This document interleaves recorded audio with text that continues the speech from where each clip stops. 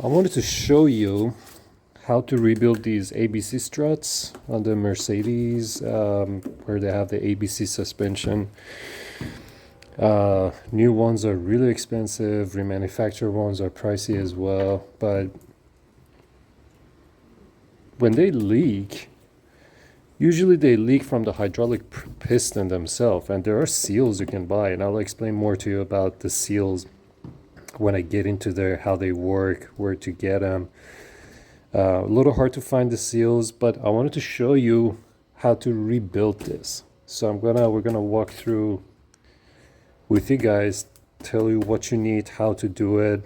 There's no video on the internet, there's no article on Reddit, nowhere about how to rebuild these struts or how they work. Everybody just buys a new one. So let me adjust the camera real quick so you can see it. All right, first thing, this hose here that connects to the car, that's where the hydraulic fluid goes through.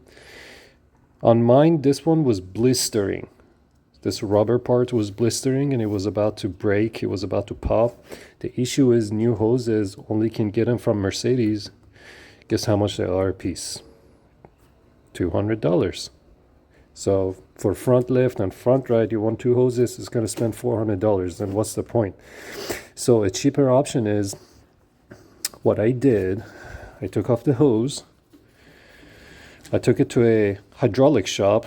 You should probably look in your area, see if you have a hydraulic shop. What they did, they cut the crimps of the old ones. I believe he did some brazing on it too, because the hose that comes on it is in a metric size.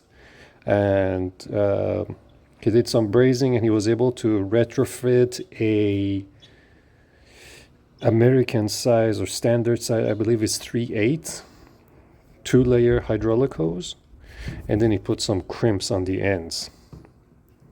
Okay, and guess how much they were a piece? He was able to do them for $60 a hose, so $120, $130 with tax.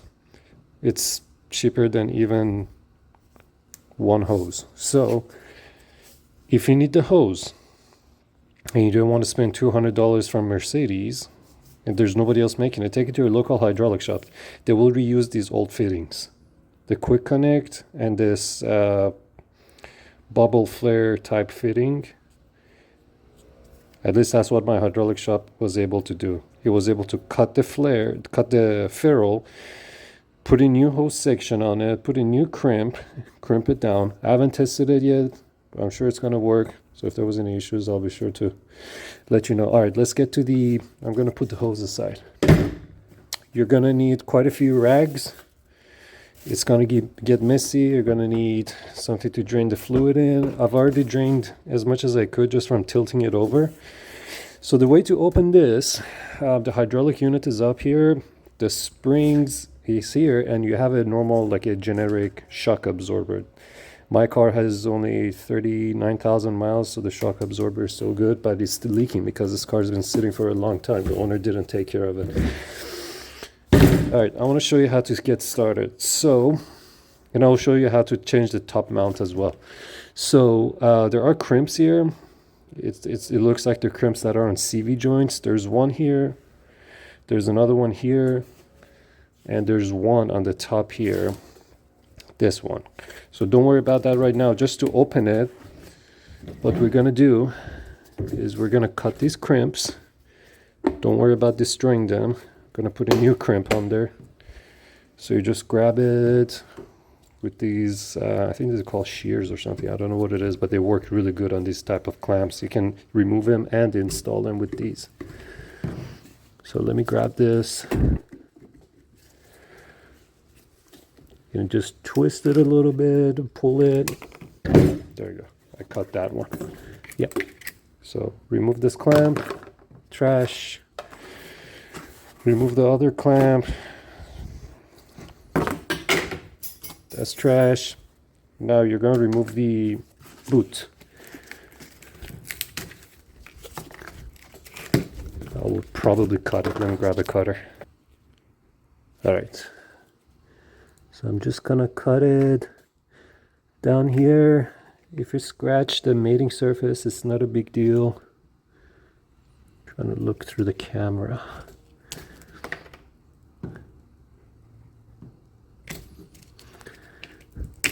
Okay. This is trash. These boots are trash too. Don't worry. You can buy new ones. I'll show you where I got mine. And you don't have to buy them from Mercedes where they charge like $100 for a piece of boot. Over here, this part is plastic, so try not to use a utility blade to cut it, at least not on the surface where it clamps. Let me see if I can just pop it off. Yeah, it's coming out.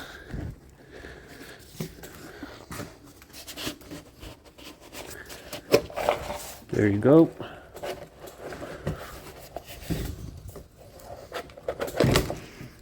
All right.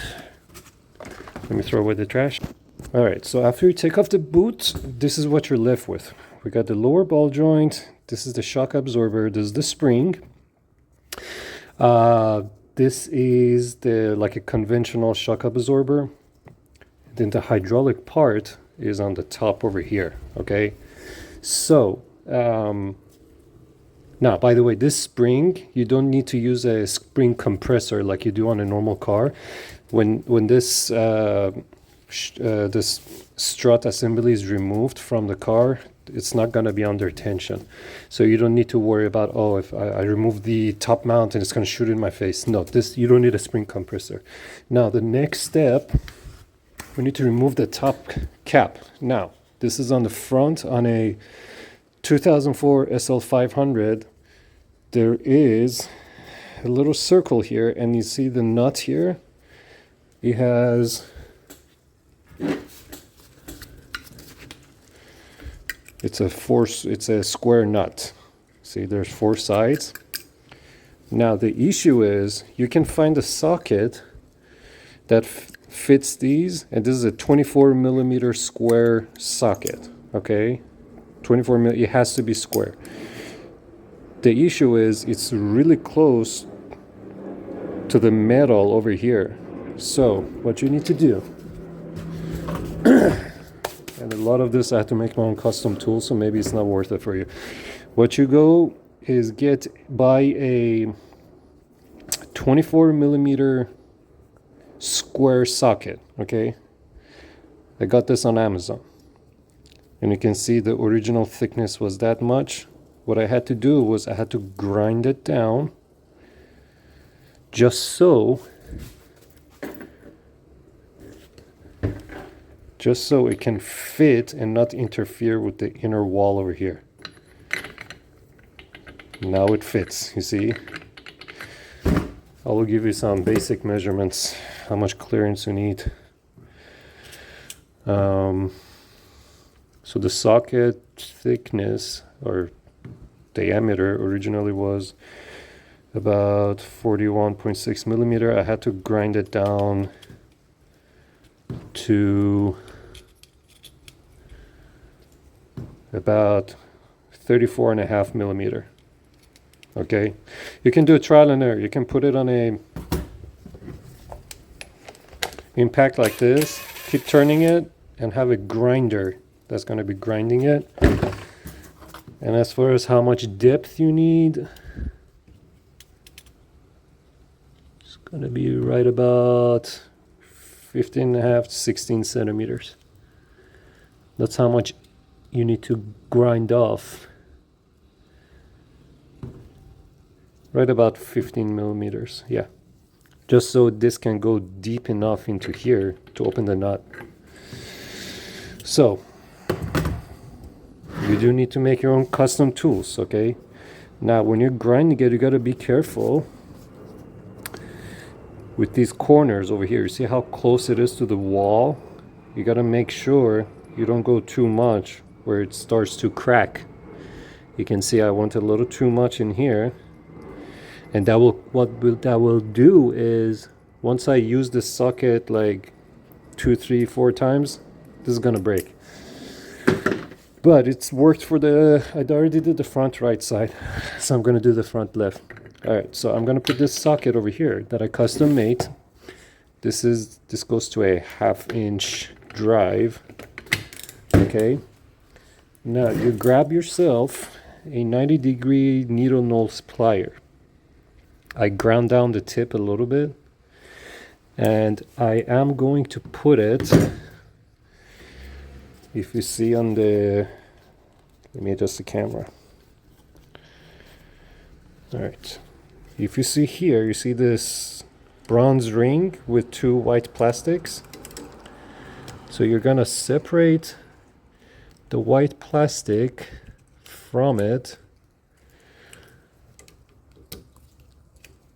Okay, now what you will see is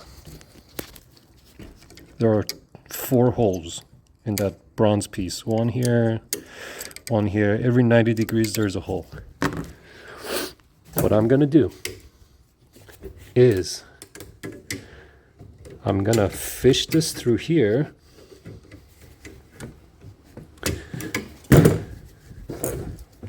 and put my pliers into those slots just so I can grab onto it while I open the top hat nut, that square nut I was showing you.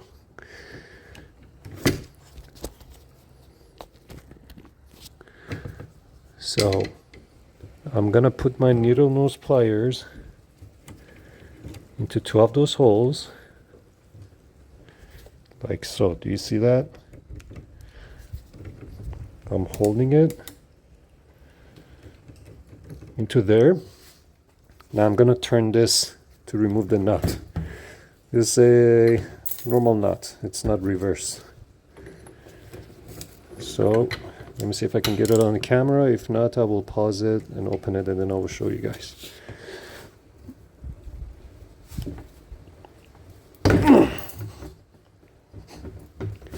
Okay, I got it.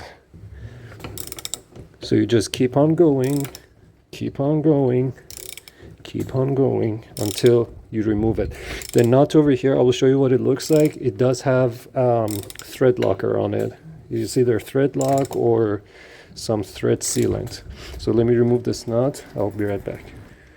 Okay, I've loosened the nut. By the way, one note, you got to make sure when you're working in the hydraulic part of it, cleanliness is really important. That's where the hole is, where the hose connects to it, where the hydraulic fluid goes. Just try to plug it. Try to get as little contaminants in there as possible, so the piston, the hydraulic piston, doesn't scratch. You don't get some weird issues. It already has enough issues. I'm tired of this car. But all right, so I loosened it.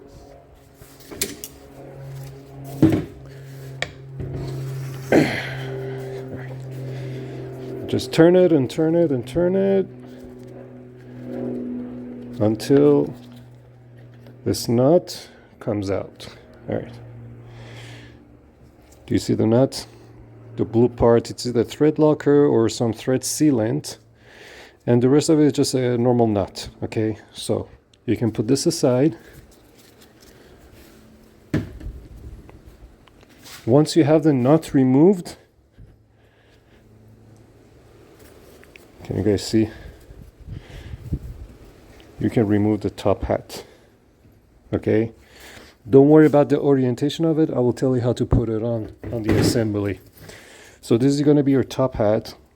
It is where the bolts are, where it connects to the frame, and this is what the bottom looks like. And this foam over here is your strut mount bushing. I will show you how to replace that as well if you need to. So if you see cracks on the side, it's fine. Okay, you don't need to fully replace it. I made a mistake on the right side. I changed the strut bushing. It's a very painful job. So since I did it on the right side, I have to do it on the left side too. So I will show you that too. But if you don't see any cracks inside, any broken pieces, just leave it alone. These foams last a long time. It's on the sides, if it's crumbling, it's fine. It's cosmetic. Anyways, so this is what it looks like. Once you remove the top hat, so Sorry, I don't have anybody holding the camera for me.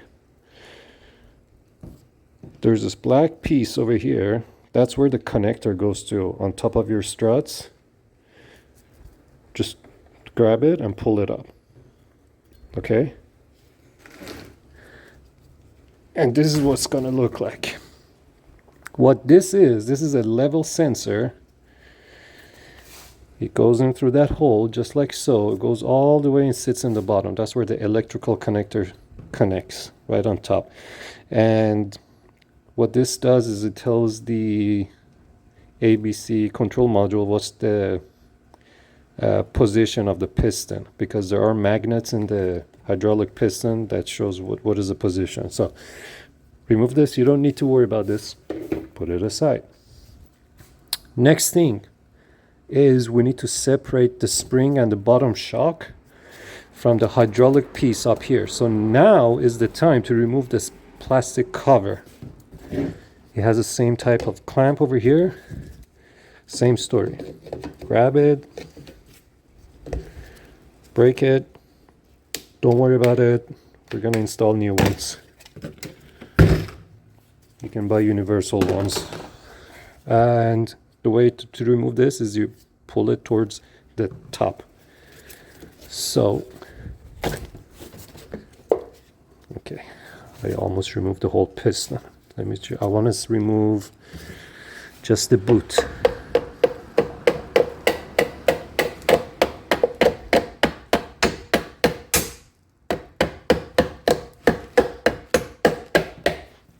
All right.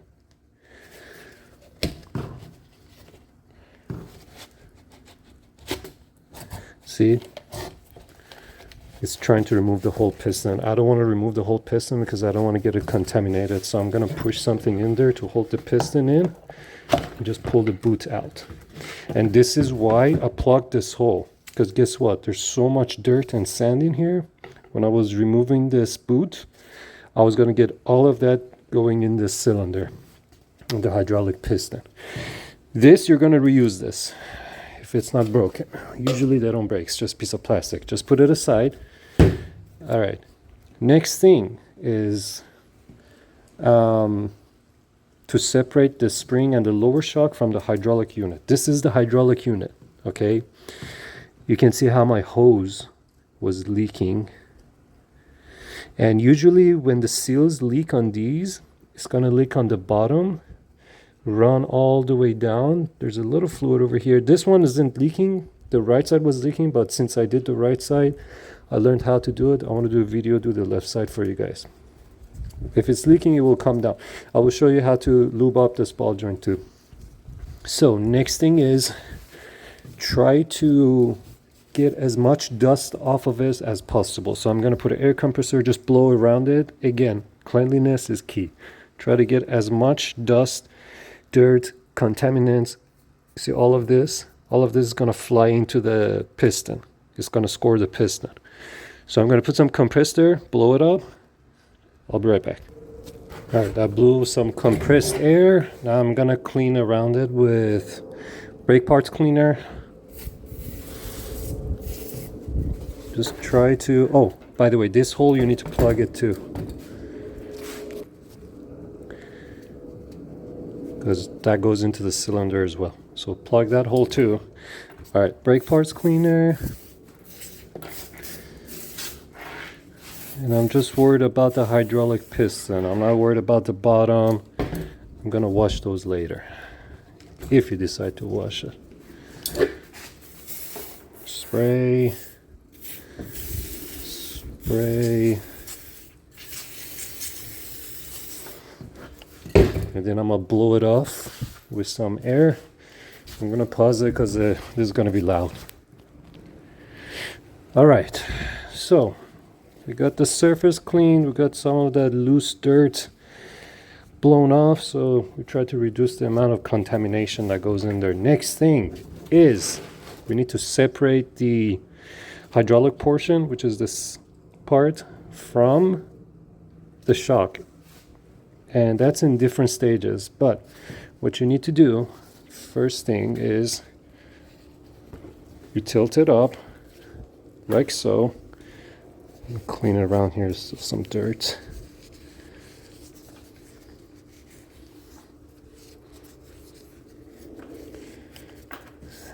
All right. That's the spring. You remember I told you you don't need a screw-in compressor? You're not. So just slowly lift it up. You hold the spring and you pull up on this piece. And there it goes. You see it? Comes up, comes up, comes up. It's going to be fluid in there. So try to put it in a catch can. Put it there for now. All right. This is where you need to make a decision. You need to inspect this shaft. Okay? There's a hydraulic seal that rides around this shaft. If you see deep grooves, if you can feel the grooves with your fingernails, it's not gonna work. You can put a new seal on there, it's still gonna leak. Okay? On this, it's still nice and shiny. There's no deep grooves. Why? Because I cut it early. Now, when you see those big boot that's around it, the job of that is to prevent dirt from coming in here. All of the SL500 owners drive their cars where that boot is torn, which it tears with age and movement. You keep driving it, you're going to get dirt in here and groove up this piston. Okay? This one is in decent shape. If you see some discoloration, that's fine. It's not going to leak. But if you see deep grooves, that will leak. So you clean that, and that's it for this part. You can move it aside. If you want to clean it, you can pull out the spring, and then what you have after that is just a normal shock absorber. Okay? I'm going to remove it because I'm going to clean it regardless. So, again, the spring just comes up. Make sure you don't scratch the shaft. And then this is what you have. This is a normal shock absorber. Look, I press it down. It goes in. And it's supposed to come back up, but they lose their gas charge after years of working.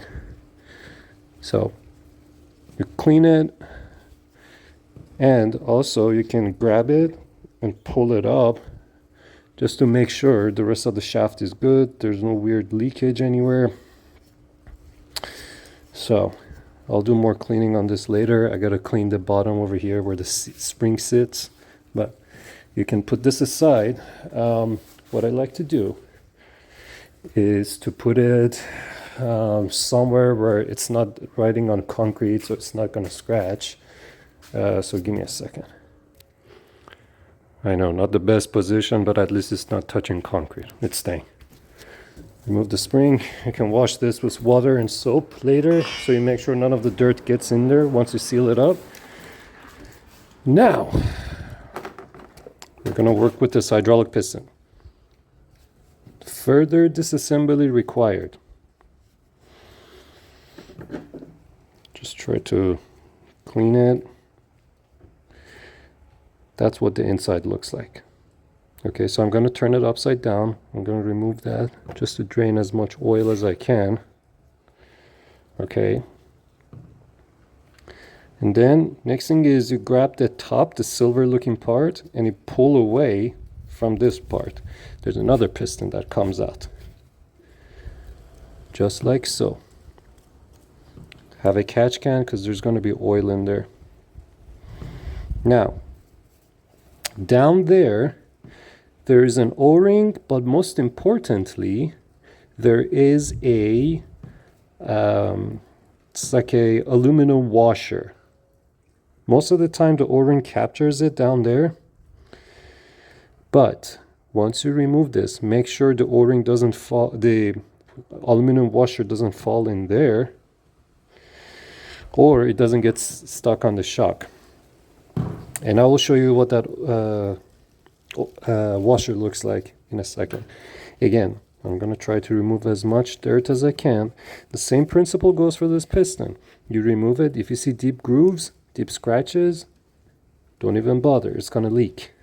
Okay? If you see deep grooves, you'll have to either find a way to polish the surface or just cut your losses, get a remanufactured one, or buy one off of a Mercedes that hasn't been grooved.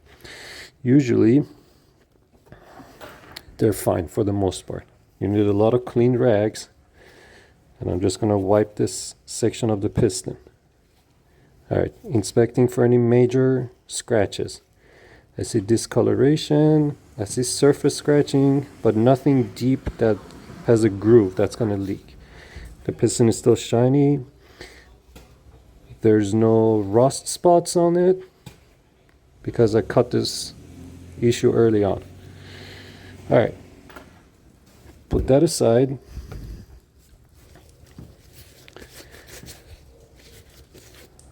Try to be as clean as possible, reduce the contamination. All right, you see how it has been leaking? So this shock was actually leaking as well. It just was not getting down there. So again, I'm gonna clean as much dirt as I can to reduce the amount of it going inside the hydraulic system. Okay? All right. Now, if you're familiar with hydraulic systems, there's different kinds of seals. Okay, for a low pressure system, you can get away with a U-cup seal, just like on the convertible top on the Mercedes. It is hydraulic. All the actuators, they have a U-cup seal. That's a low pressure system. This system is a high pressure system. We're working around, I believe 3000 psi is the working pressure. You can get spikes in there too. On this kind of system, you need to have a bronze-filled Teflon seal. What I like to do, I'm going to grab the new seals and show you what it looks like, and then I'm going to show you how to remove and install the new ones. So these are the seals. I was able to source them from a company called RSC Autotechnik. It's a German company. That's their website, rscauto.de. Stands for Deutschland, I believe. R129seals.com. I checked these two websites. It's not coming up anymore. These seals were right around $100 each, which obviously it's way overpriced. However, you can, remanufacture these struts for $100 a piece. So, I'm going to open this. I'm going to show you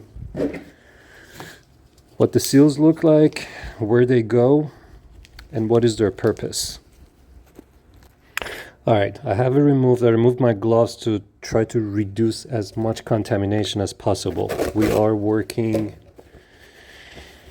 with bronze-filled PTFE seals. And they're expensive and I can't get them anymore. So I want to make sure I reduce any chances. So these are the main seals of the system, okay? The yellow part you see is a bronze-filled PTFE. It has a lip. You can see the lip over there. On the other side, it doesn't have a lip. And there is a rubber O-ring that's around it. It can actually be removed. The job of this rubber O-ring in the hydraulic world is called the energizer ring. So this is gonna make sure it applies, when the fluid is in the system, it goes under pressure, it applies pressure, kind of squeezes this PTFE seal to make sure you get a better seal. So you have one for the top. Here's another one. It's the same thing. It's just a little smaller. That goes on the bottom. That's the hardest one to replace. And then you have two wiper seals. As you can see, these seals, they do not hold pressure, even though they look like a U-cup seal. They do not hold pressure. They're just to make sure they keep dust and contaminants out of the system. One for the top, one on the bottom, and the last seal is a normal O-ring. Okay, and this O-ring goes where that aluminum washer I was telling you about, that sits on top. All right, so let me put these seals aside, and I'm going to show you how to remove the seals from the hydraulic piston. And removing it, there's some tricks I want to show you so you don't damage any seating surfaces, you don't damage stuff, because that's the way I learned it. So just give a second. First seal I'm going to remove, I'm going to attack the big seals first because you have a lot more access to get it out. Let me see, can I get light in there so you can see it?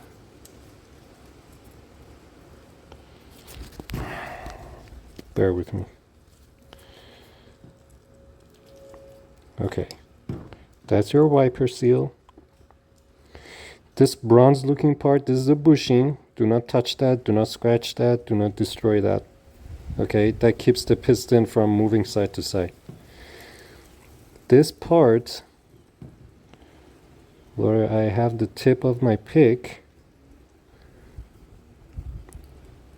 is that PTFE seal and the rubber sitting behind it.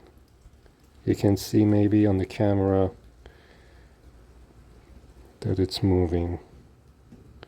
I hope you guys can see it.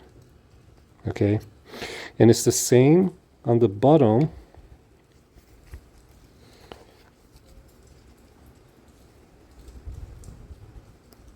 Wiper seal. This side has a big bronze bushing, don't touch that. And then the smaller PTFE seal is on the bottom. All right, so let me get the top so you can see it better, and then on the bottom it's going to be the same thing. And I'll show you how to remove that PTFE seal the easy way. So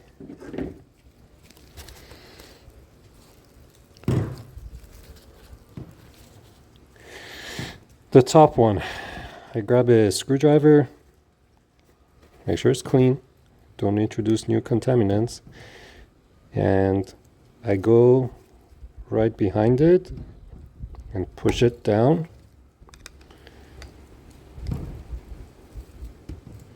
Just like so.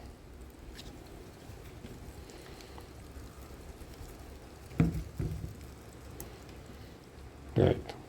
Take note of the orientation.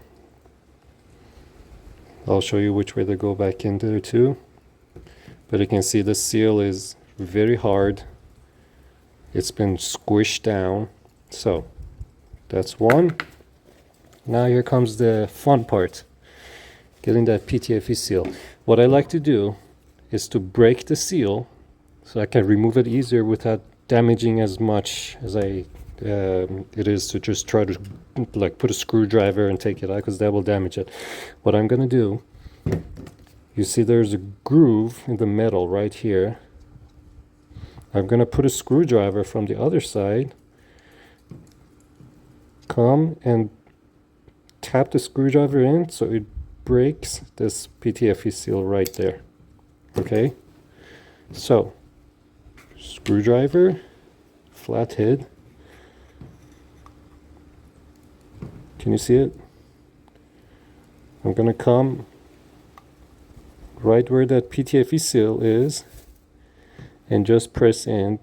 Now once you break the seal, do not push it in further because you can damage the metal sleeve. So I'm going to push in with my hand. I need to use a little bit of tapping. So I'm going to turn it over and tap. All right, it's starting to break it. Go slow, because if you put too big of a tap, you're going to go way too far. Okay. I'm gonna grab a rubber mallet and just do light taps. All right. There you go. See my screwdriver? We broke that PTFE seal. Now, do not go further in. You can damage this metal part here. Okay? Do not go further in, and make sure your screwdriver doesn't slip and scratch or puts a groove in this bushing right here. You cannot buy this bushing. You gotta get something custom made. At that point, it's not gonna be worth it. So I'm gonna remove the screwdriver. Go in with a pick. Now I can peel that seal out. Just make sure you take your time. There's no hurry in this. I'm gonna use a screwdriver. Go back. Try to peel it open.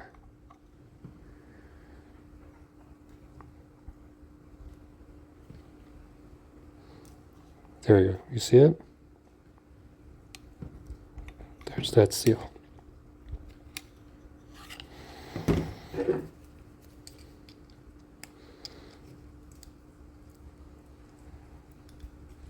I'm gonna make sure you guys see it too.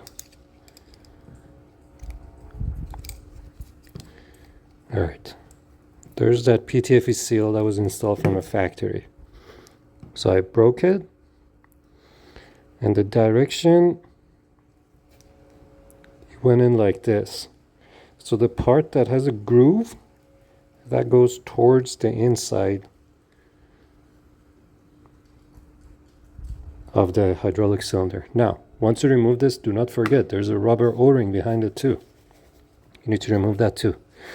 But that's rubber. It should be pretty straightforward to remove.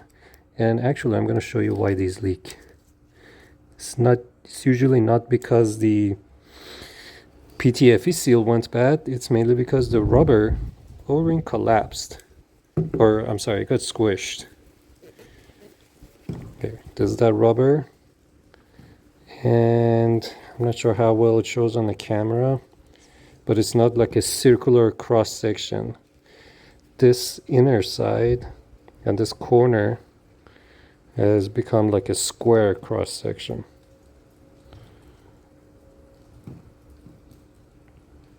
Trying to get the camera to focus. So once this loses its shape, it's not going to apply as much pressure into the PTFE seal to seal around the piston. Okay? And it sits in there like so. See? It looks like the new seals I showed you. Rubber O-ring outside, PTFE seal on the inside. So we got that one done.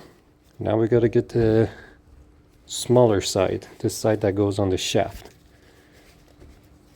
It's the same order. There's a wiper seal, there's a bronze bushing, and there's a PTFE. So, same ordeal. I'm going to take the wiper seal out. That's the easy one.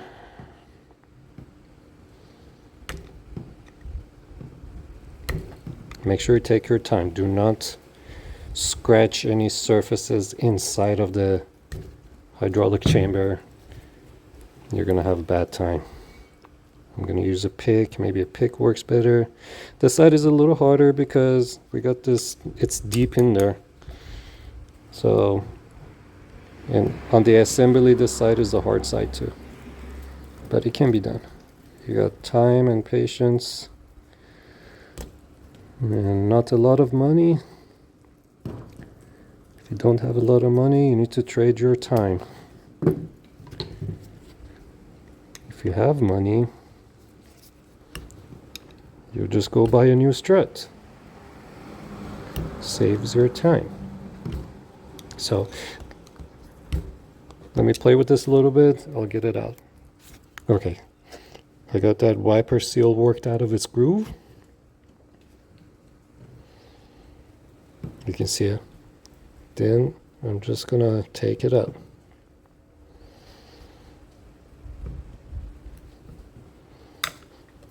Just like so.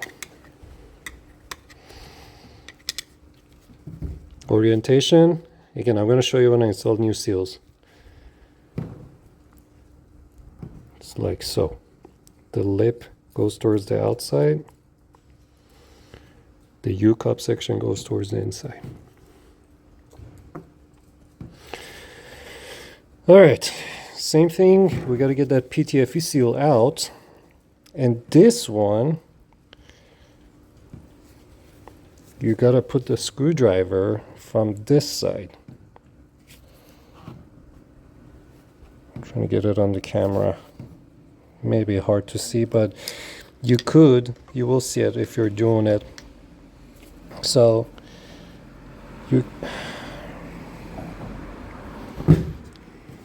wait a second.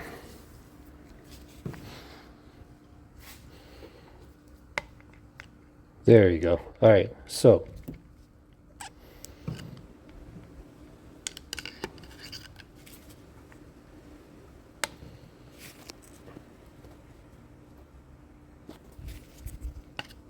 down there are some magnets.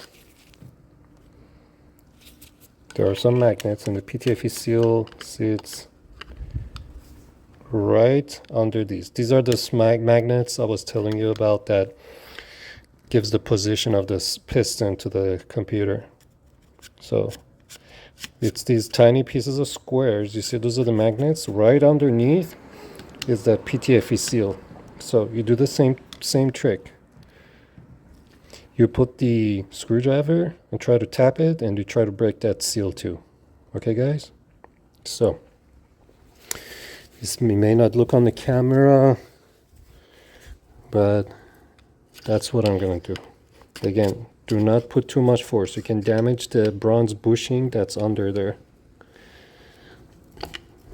These things are not really made to be rebuilt, but it can be done. If something has been assembled, it can be disassembled too. So, light taps. Check my work. And it appears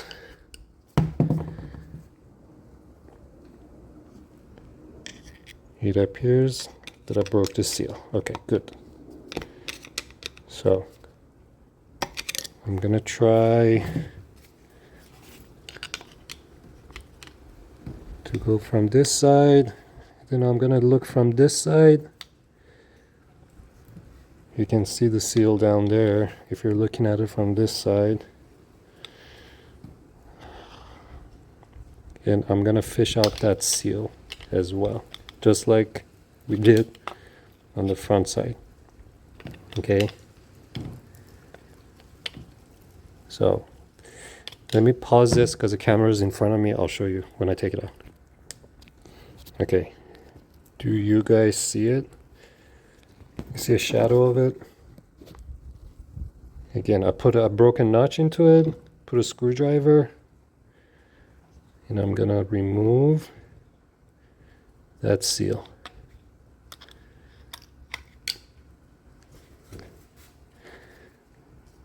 There it is.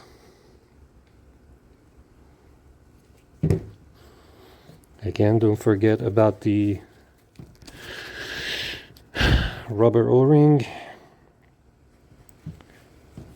To get to the rubber O-ring, maybe a little difficult. I usually tend to go from the top. I'm sorry you guys cannot see it. It's really hard to get the view of this seal. I barely can see it myself. So I'm gonna put it under the rubber O-ring. I want to make sure you see this. See the rubber O-ring? With a pick, I'm gonna take it out.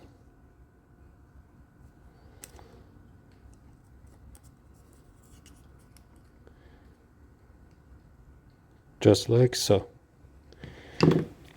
This is that Energizer rubber ring. Same story with this. Instead of being a circle cross section, it wears down into like a square. The sides get flat. That's mainly why these leak. All right, so now we remove this 3 seals on the bottom. We remove the 3 seals on the top. And the magnets are these metal rods down there. The metal rods are the magnets down there, and the seal sits right under these magnets. There's a groove between the magnet and the metal side down there.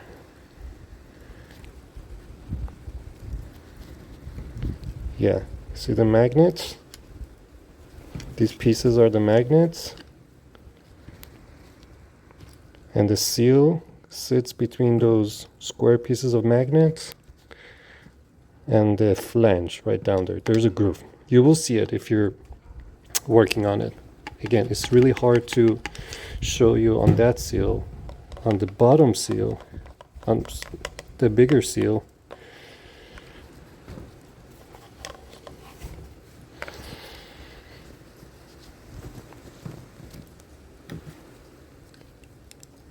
there's the shelf. Between this metal shelf and this metal part sits the PTFE seal right in that groove. This is your bronze bushing. Don't scratch that, don't touch that. The compressor came on.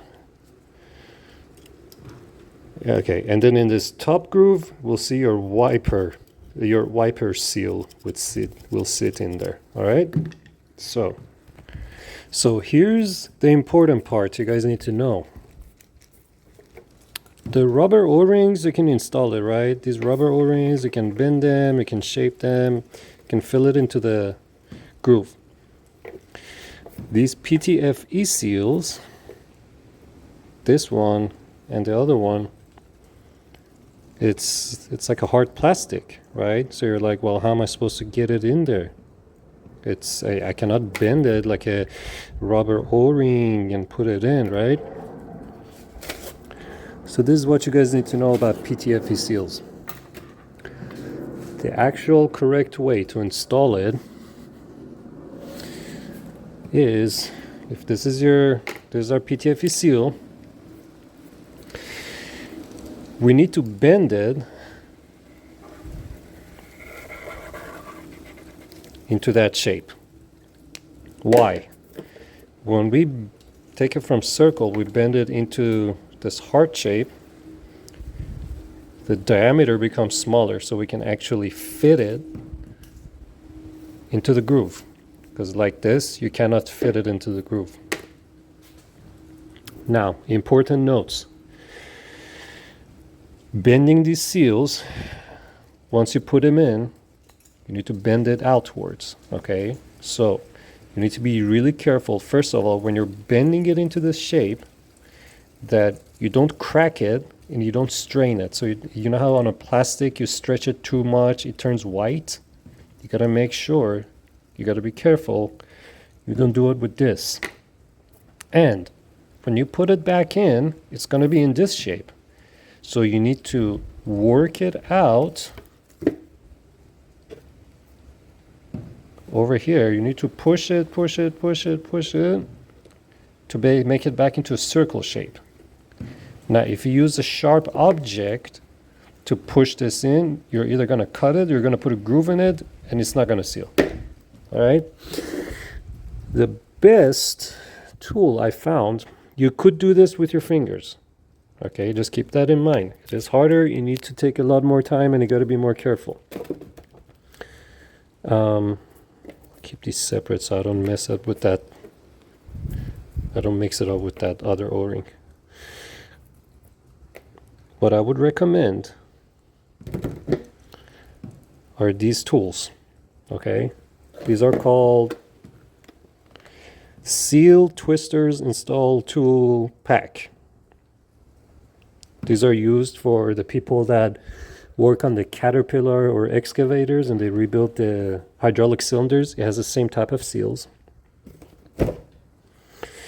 They use these to bend the seals into shape. So they put them in like this. They bend it outwards.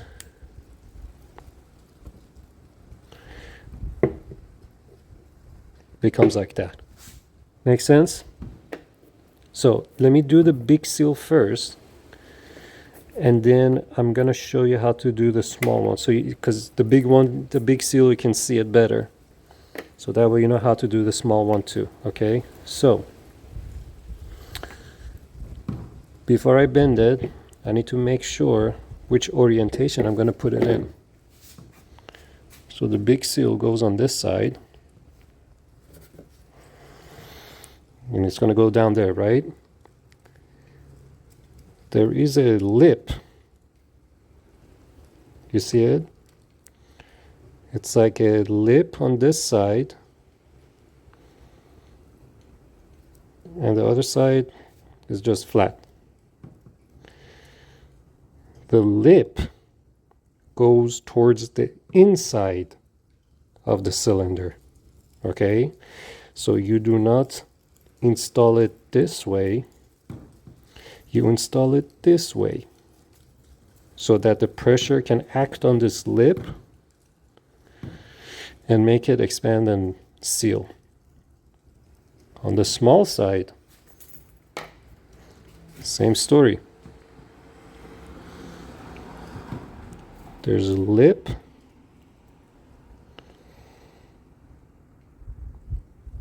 Okay. Other side is just flat.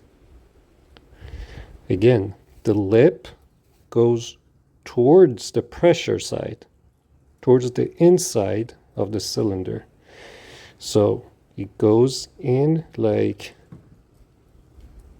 there's a lip, it goes in like this. Do not put it upside down. The lip is not towards the outside. The lip is towards where the pressure will be, which is inside on this. Okay? So, first thing you're going to do is, let me actually show you how to use this tool on the rubber O-ring.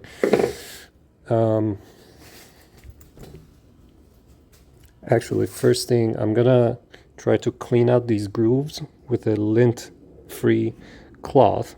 And the reason I remove my gloves is when you're installing seals, gloves will attract dirt. And you can get a piece of dirt or piece of broken glove stuck in between there at the mating surface. And then you're going to put it back together and say, oh, why is it leaking? Okay, so remove your gloves.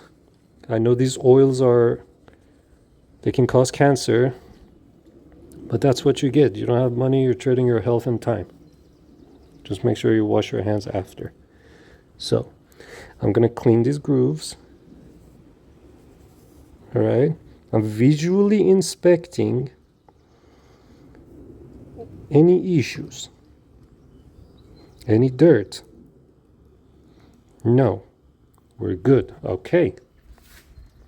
Now, before you install the seals, this is what I recommend. Take your piston, wipe it down, try to slowly insert it, see if you feel any resistance. If there is any resistance, it's because maybe you gouged the metal when you were trying to break the seal.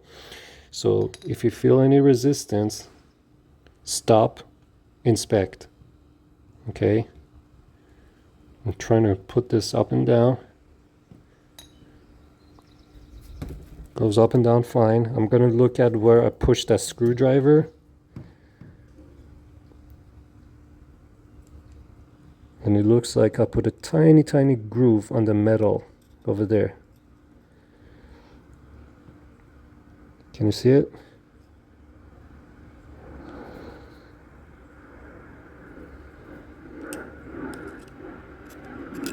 Wait.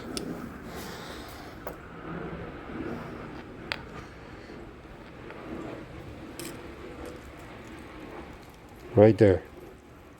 So, what was my mistake? I pushed in the screwdriver too much when I was trying to break that seal. Okay? I'm gonna take a file, grind it down, make it smooth. Why? If I don't put the piston in, the car is moving, piston's going up and down, it's gonna scratch the piston. All right? So, I'm gonna put a piece of cloth in there just to make sure I don't get too many metal shavings or anything in there. I'm gonna make sure my file is clean. Don't introduce contaminants. I'm gonna be grinding this little part. Make sure you don't touch the bronze sleeve. And I'm just gonna knock down that edge. See, even though I've done this before, I put a small groove in the metal.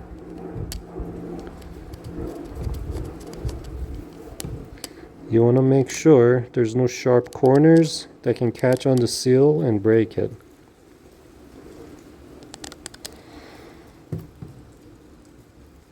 Alright, I don't feel that groove anymore, so that's good. Gonna remove it. Wipe it.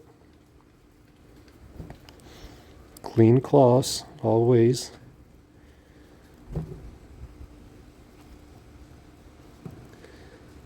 We clean the groove. You can also feel if there's a sharp corner, your rag is going to catch on it. Alright, so that's good. On the other side, did I cause any grooves? No. But there's a piece of dirt. So just try to visually inspect it. Are there any grooves? Are there any scratches that I caused?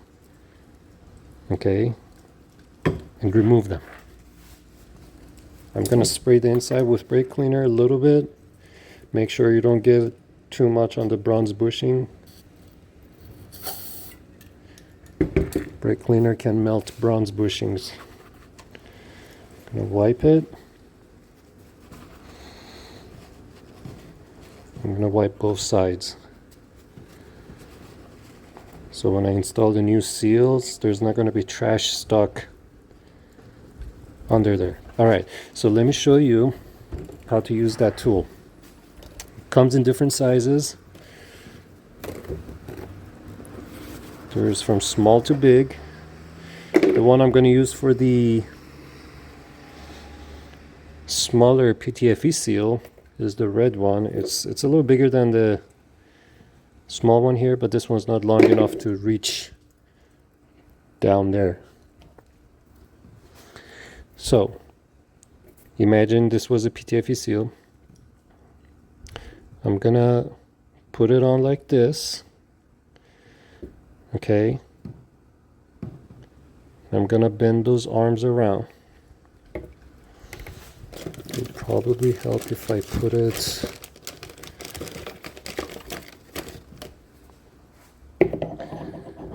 somewhere. Okay, so put it in, twist the handles,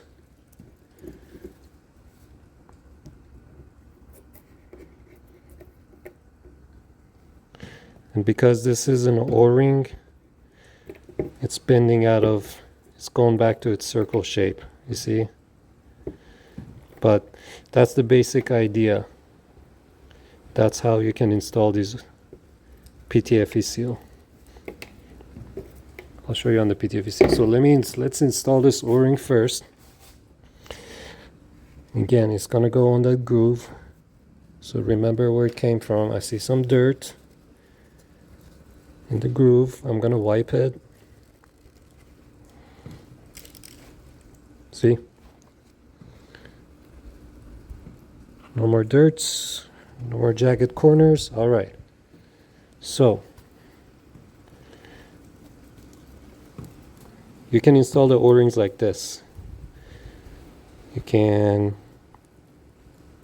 bend it into that heart shape that I told you, like so. See? You put this corner into the groove,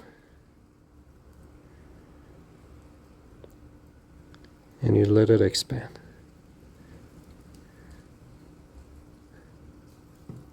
So you put it in. On O-rings, what I like to do is actually don't make it into the heart shape.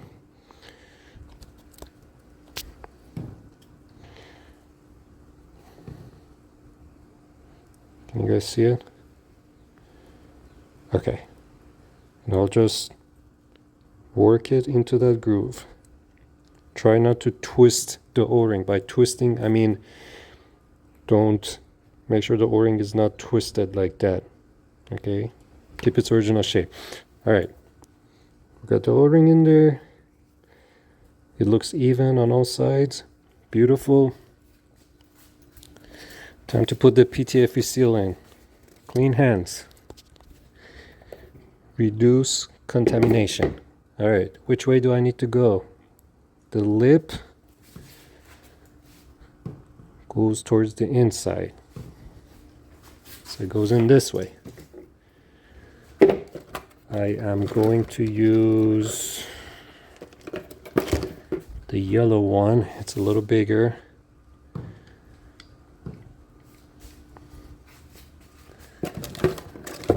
What about the green one? I'm going to use the green one. You want to use the biggest one you have. So I'm going to put it on. It's too big. See? I was going to damage the seal. Going to put it on. Going to have to play with it a little bit.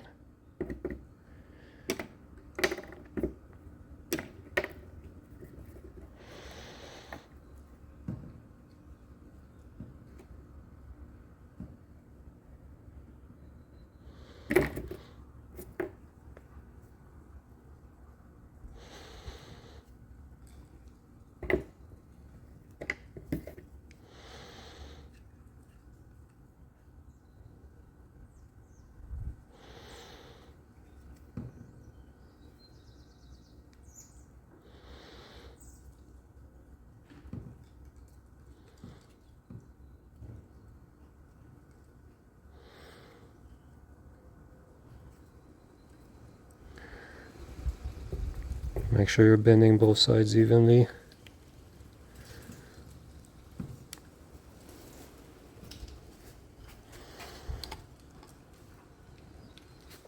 This is too big for the seal. So, let's use this one. A lot of trial and error.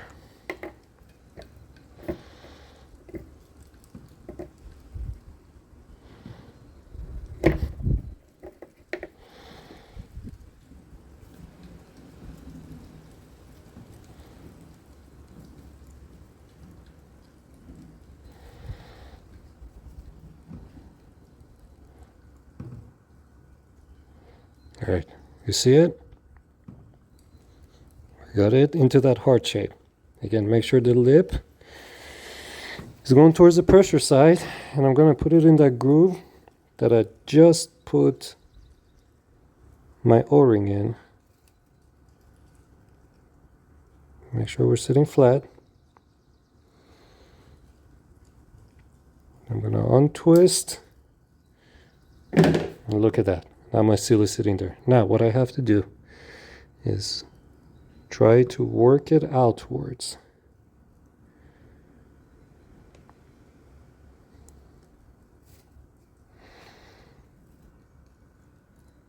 Let me make sure, yeah, I got it correctly.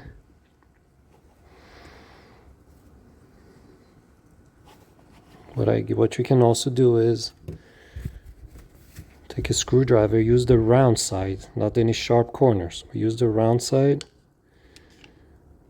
and try to push it out. We need to form this seal back into a circle. Sorry if your vision is limited.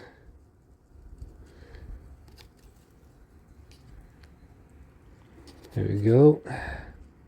So I'm using the screwdriver to hold the back side, and I'm using my finger to push it out to a circle. Make sure you're going straight.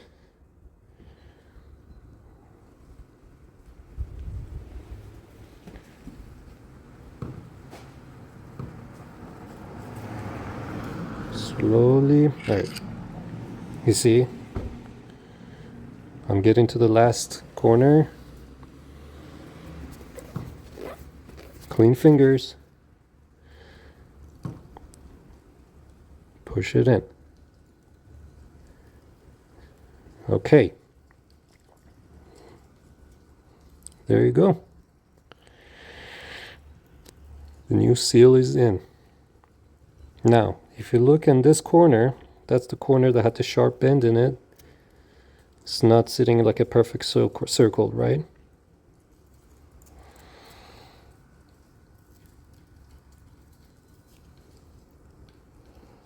Right there.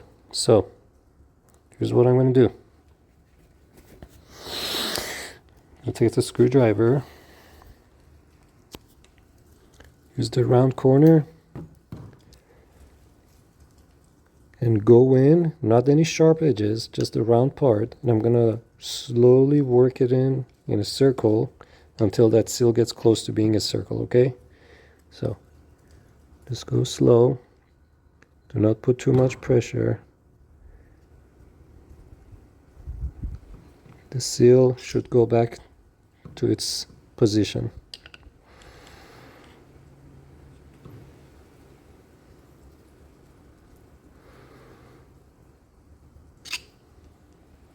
Okay, it's getting really close.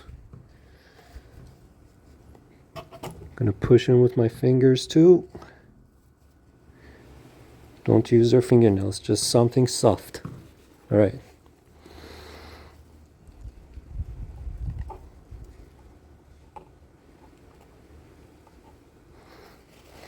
All right, you can see it's back to being a circle.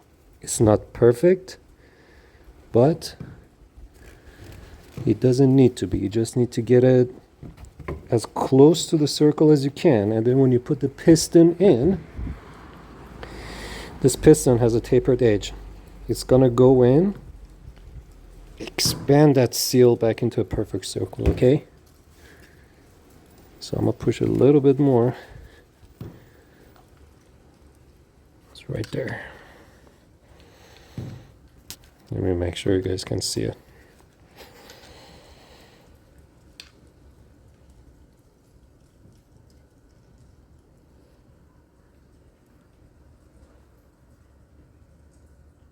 No sharp objects. All right, that's pretty close. Now, when you're gonna put the piston in, just want to make sure it doesn't cut that seal. So we're gonna test putting in the piston. If you feel crazy resistance, stop. Gonna wiggle a little bit. I feel resistance. I need to push it out a little more.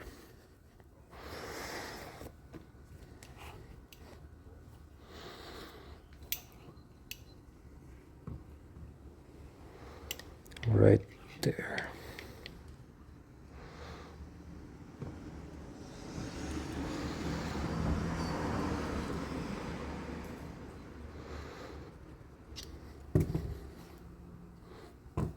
Okay. You need to oil the piston. I got some pentosan. By the way, this will work. You don't need the CHF 11S. The EHF is cheaper, it will work. The difference is CHF is full synthetic, EHF is mineral based. I'm gonna oil up the piston, make it wet so you don't tear open your seals, and As soon as I push this in, it's gonna push that Teflon seal back into a perfect circle. All right, so let's give it another try. Make sure we're going in straight. Do the wiggle. And some slight taps.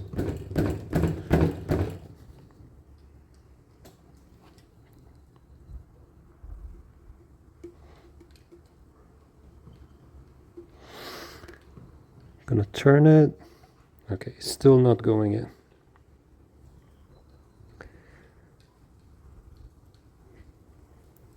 But there's no corners pushing out, so it's just because the O-ring is new. It's putting resistance. So what I'm gonna do, I'm gonna put it on a hard surface.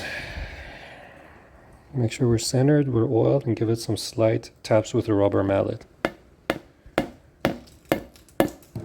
There you go. It just popped in. Now, we're moving up and down.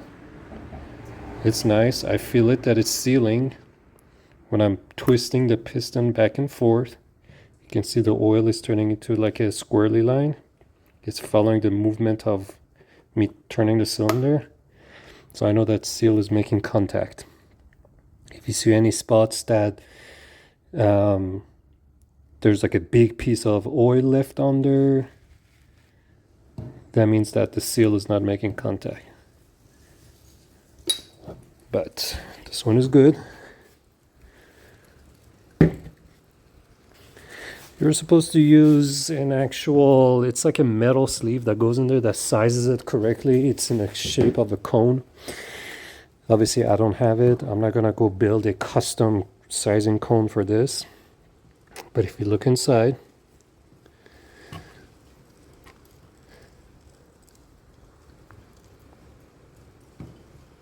that seal, that's the yellow part you're seeing, the new seal. It's in a perfect circle. And we did not cut any corners or chip it or tear it when I installed the piston. So, this is gonna work. Now, here comes the fun side, the inside. It's the same order. You need to install the rubber first. The best, easiest way I found this to work is to go from the top. You drop the seal in and you try to work it through. This is the harder seal to install, okay guys? But basically you try to play around with it with a screwdriver until it goes into that groove between the magnets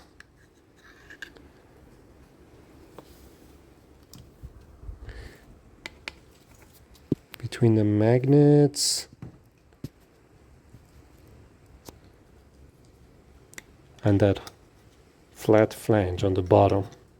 Okay, so I'm gonna put that in because this is gonna take a long time. I'll cut right back in. All right, I got that rubber O-ring in there. Actually, I pushed it in from this side and then I put one side on the groove down there. And then I used the screwdriver to go down and try to work it into the groove. Slowly. And it's down there. Okay.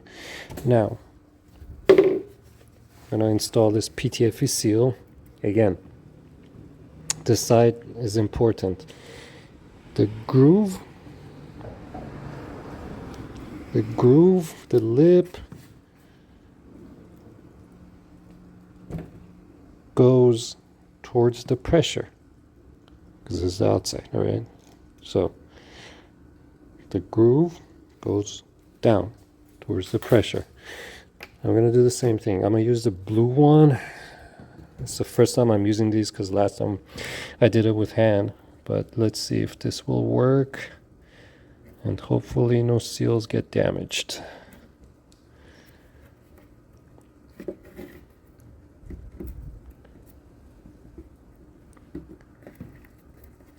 I'm gonna put it on.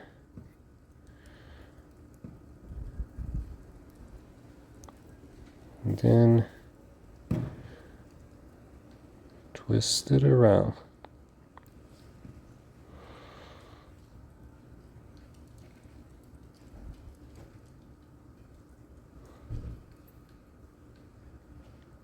Just like so. And this may not be long enough.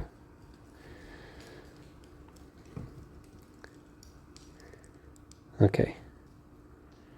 What I can do, I can drop it down there now that it's shaped, and then work it into being a circle. So let's drop it in.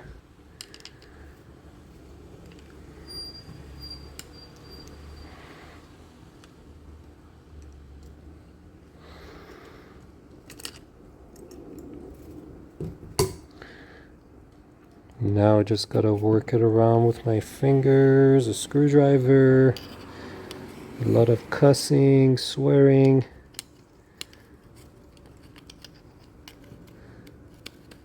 And looks like I got it stuck.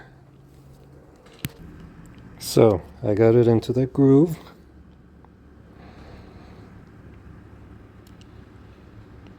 Now what I need to do is, just like the top seal, I need to slowly work it out into a circle. So I'm going to use a screwdriver, be very gentle. I'm going to slowly push it out back into a circle. Alright? But once you saw how I got the big seal in, it's the same way. It's the same way. And then after that, I'll show you how to put the wiper seals on. Okay, so got that seal in there. Use the same technique to work it into a circle. Now, the same thing that we did where we pushed that piston in here, we're gonna test it out and push it onto the body of the shock, because that's where it goes. So let me grab the shock.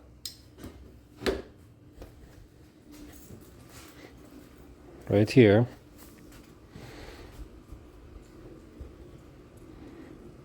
Okay. That smaller seal is for when it slides onto the shock. So I'm going to do the same thing. Put some oil. You can see this has a tapered edge as well, which helps us make sure it doesn't tear open that seal. Put oil. Make sure that seal is not dry. It's the same thing. We put it on, making sure it's centered. You can look at it from the top. Okay. And try to push it down and see, that went inside.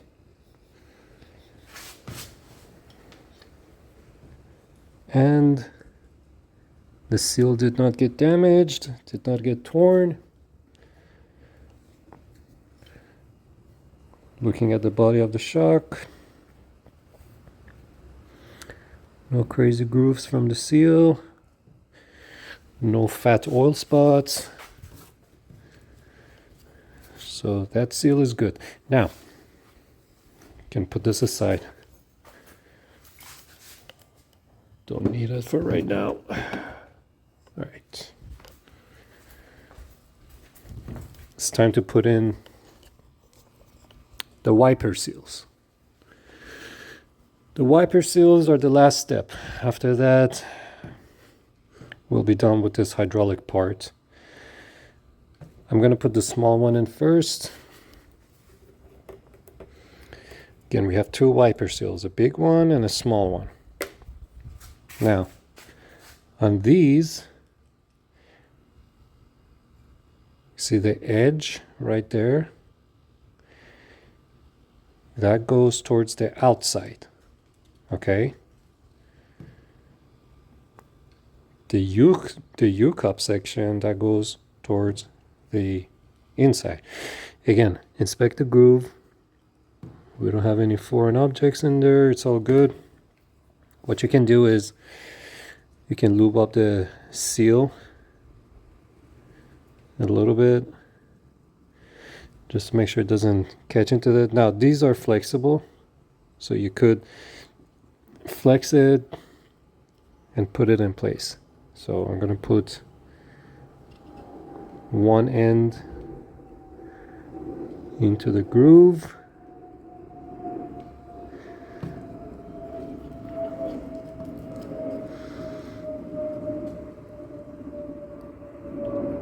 One end goes into the groove. Push it with my finger.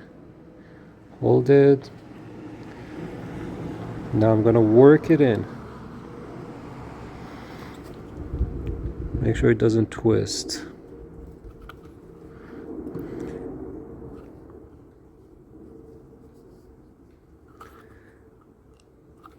Okay, that went in, and you will see it going in. Put that corner, put this corner. The bigger wiper seal, it's easier to install. It's all these smaller ones that might give you a little trouble.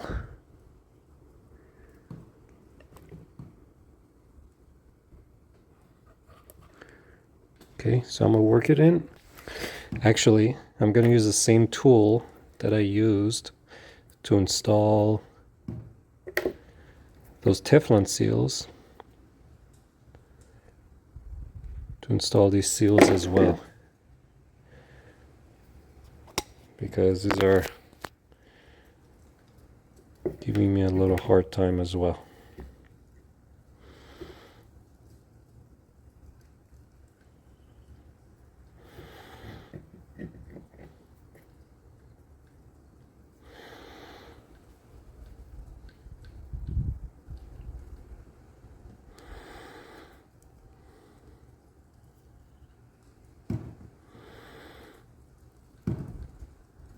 Okay.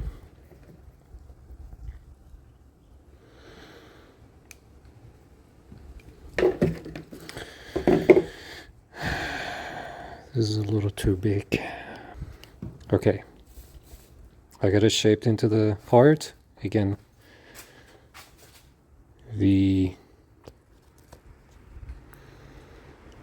edge, that lip goes towards the outside. The U-cup section goes towards the inside. I'm gonna push that in, get it into the groove.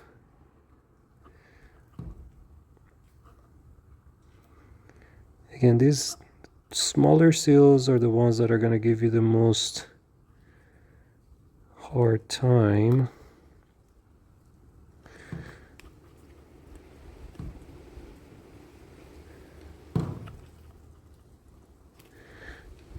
Bigger top seals are relatively easy.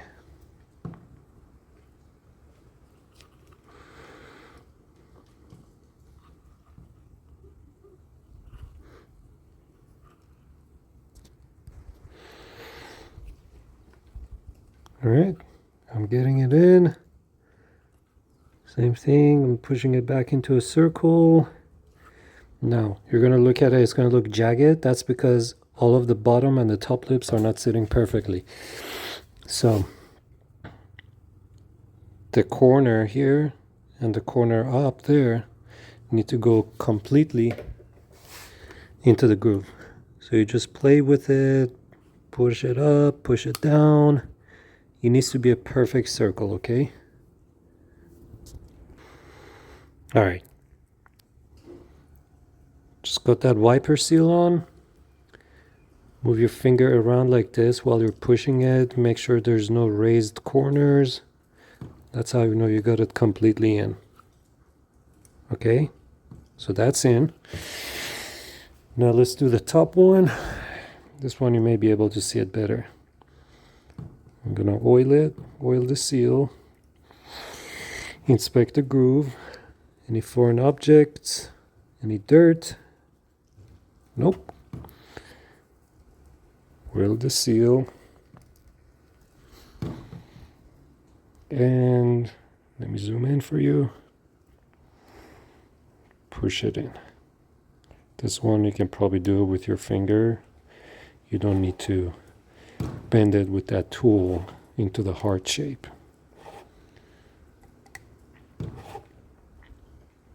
See, this one is bigger, so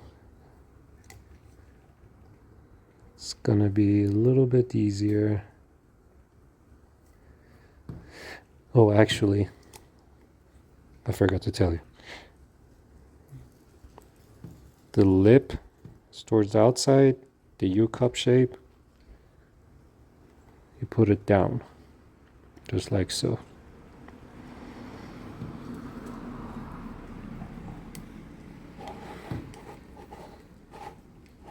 So you just walk it around, make sure it's going in its groove. The hardest part is getting the last corner in, because it likes to bend and twist.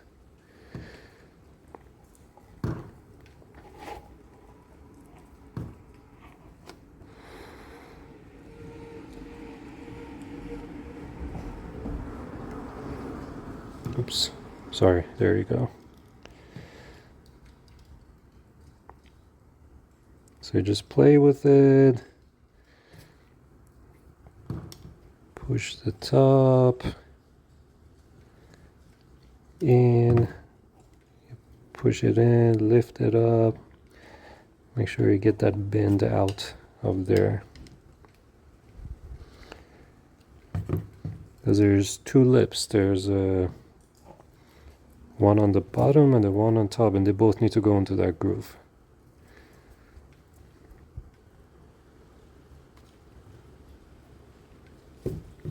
Okay. Walk it around with your finger. I can see the, alright. See the bottom is not sitting perfectly. Right there. So I need to work on that.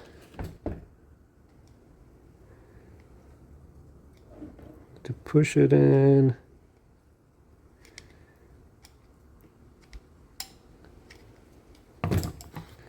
Now that you go around with your finger, there's another corner that's not sitting correctly. Push it in, work it with your finger. Here's another corner. Yeah, just take your time, make sure that seal is sitting down there correctly. If not, it's gonna bind and then it's just gonna tear itself up as soon as either you install it on the car or the shock starts to move on the road. It's gonna tear itself open.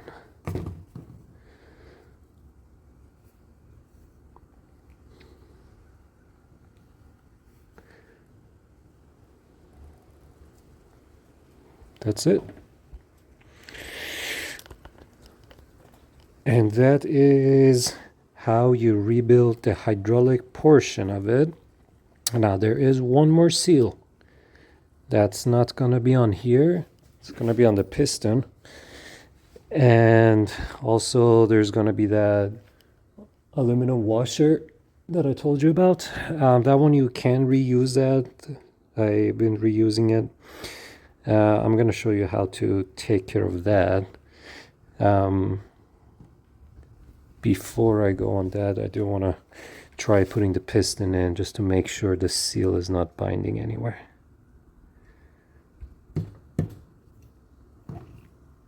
Okay. The seal is not getting crooked. Goes in.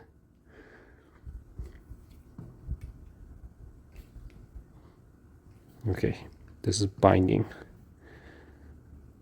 So I gotta remove it. It's probably the dust, or yeah, the dust still binding. So let me take it out. All right, there's another corner that's not sitting correctly.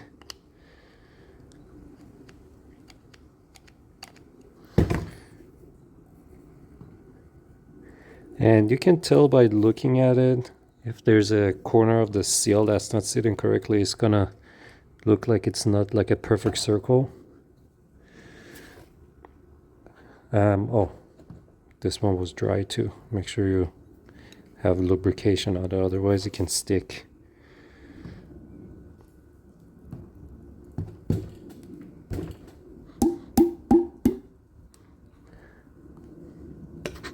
Ouch, that hurt.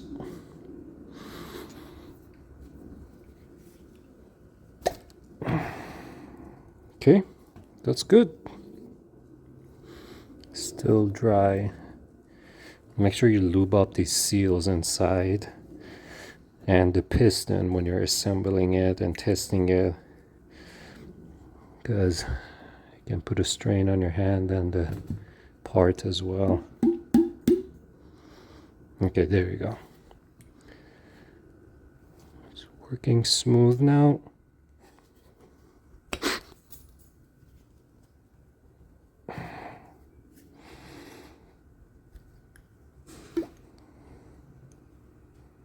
That seal is working so good, actually it's taking all the oil off of the shaft.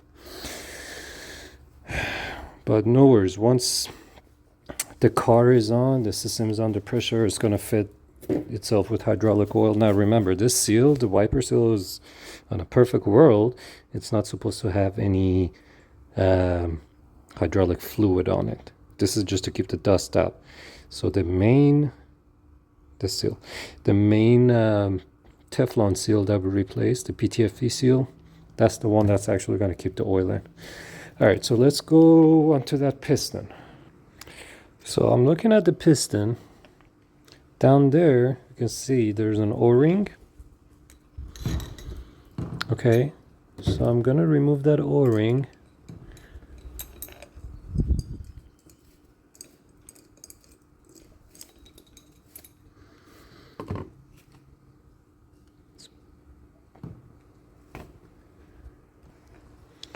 All right, so that's actually the aluminum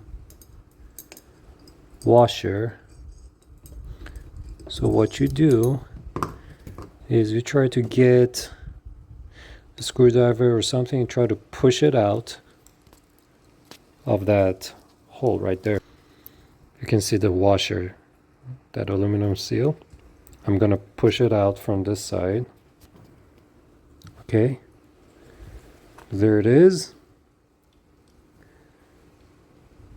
This is that aluminum seal. Okay. Now, inside of here, it's very hard to see. There is a O-ring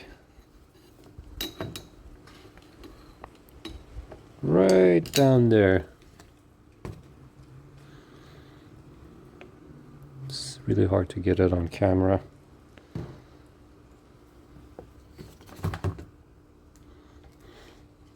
Okay, there you go. See that O-ring?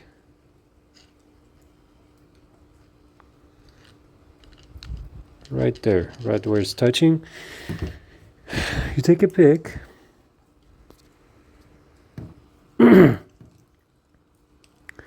And this has a groove as well.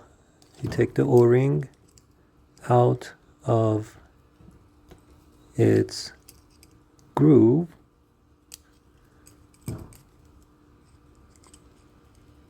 Like so. All right.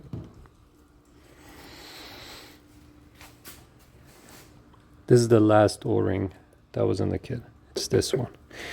This usually doesn't go bad, so if you don't have it, you can leave it on. The only thing this prevents is because this aluminum washer, once it gets bolted down, it's supposed to seal the hydraulic system, okay? But that O-ring is there first to prevent dust, second to prevent water intrusion. It's not actually holding any fluid under pressure.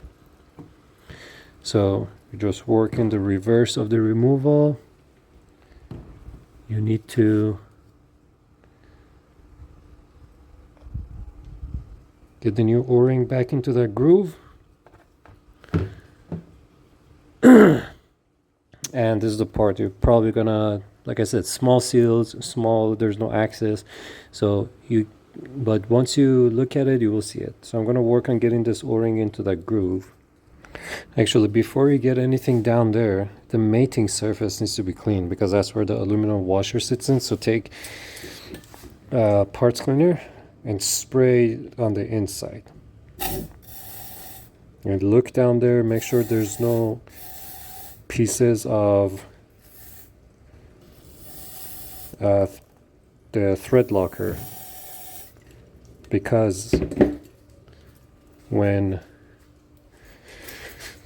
this bolt screws down in there, sometimes some pieces of thread locker comes off and it gets stuck on that mating surface, and then this aluminum washer cannot seal, and then you will have oil getting into your leaking from the electrical connector on top of the strut. So yeah, clean inside of here, make sure there's no contaminants in there, and then take the O-ring. I will push it in from this side and then get one side of it in the groove with my finger, and then push the other side with a screwdriver into that groove. All right, I got that O-ring into that groove.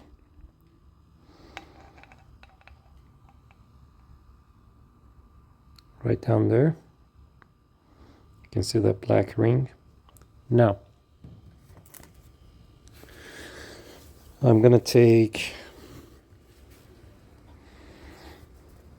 this washer, wipe it clean, get any contaminants off, and you drop it in from this side, and then it's gonna stop on that O-ring, and then you will take a screwdriver or something, push it past that O-ring so it sits in the mating surface down there. All right, so I'll drop it in. I've cleaned both the washer and the mating surface down there, so there's nothing sitting there that prevents it from sealing. And just push it in past the O-ring.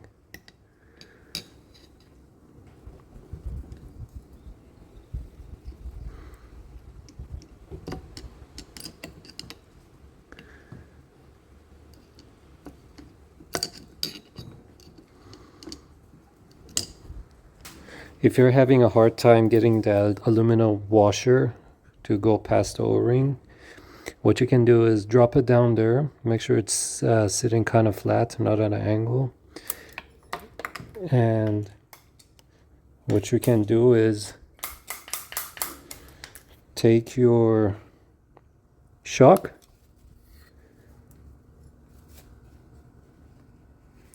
you can use the surface over here, and then push it down into there.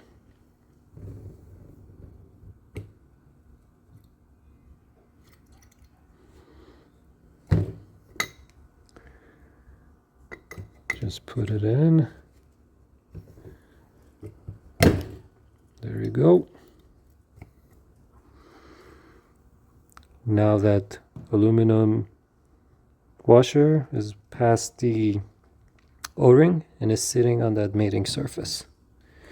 By the way, once you have this off, leave it upside down a little bit. You get some hydraulic fluid that goes in there.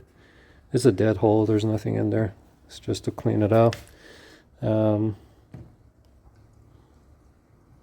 So that way you don't get the other stuff dirtied out. All right, now we're ready for the assembly. So take your hydraulic cylinder. Again, inspect for dirts. No dirts, nothing. Lube it up with new fluid.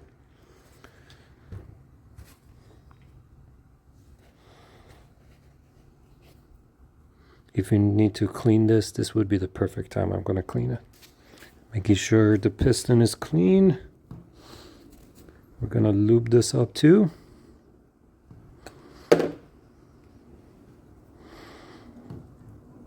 Cleanliness is key.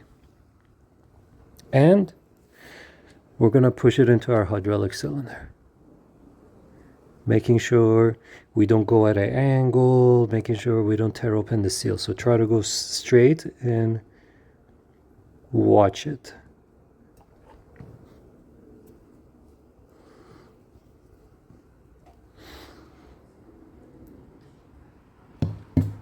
Okay, we're in. Give it a couple taps. Beautiful. That goes in, and then now this is ready to be installed on the shock absorber. New seals, everything good. All right, I'm just cleaning where the spring sits on the shock absorber. Usually if you're leaking, you're gonna get dirty oil right down there. So I'm gonna use parts cleaner. Just try to do whatever cleaning you can right now. It doesn't have to be perfect, but this would be the perfect time to do it. As well as we're going to try to make sure these surfaces are clean as well, because the hydraulic cylinder will sit on this. There's also a bump stop over here and another plastic disc. I'm going to clean this as well, just to make the job a little bit better. As well as if you have something dirty or too much corrosion over here, you can take a wire brush, wipe this off, because that's where the boot is going to seal. I'm going to do that. I'm taking a wire brush, going to take off this corrosion.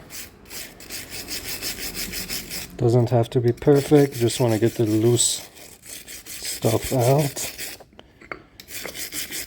So when you put a new boot under, it's gonna at least try to do a decent job at sealing the water out.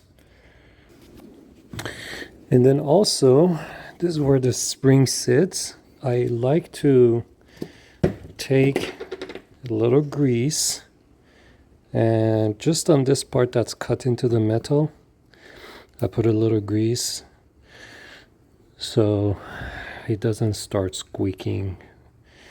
I would hate to take this all apart and there's a weird squeak because it was metal on metal between the spring and the seat.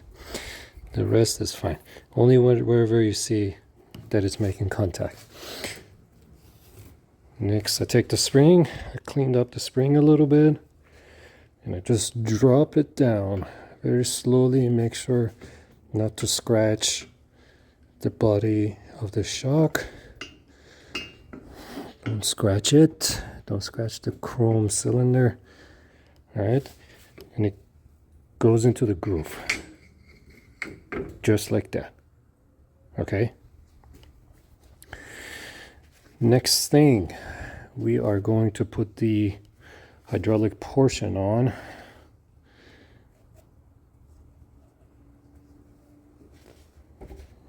Again, I'm going to make sure this part that goes over the hydraulics is clean.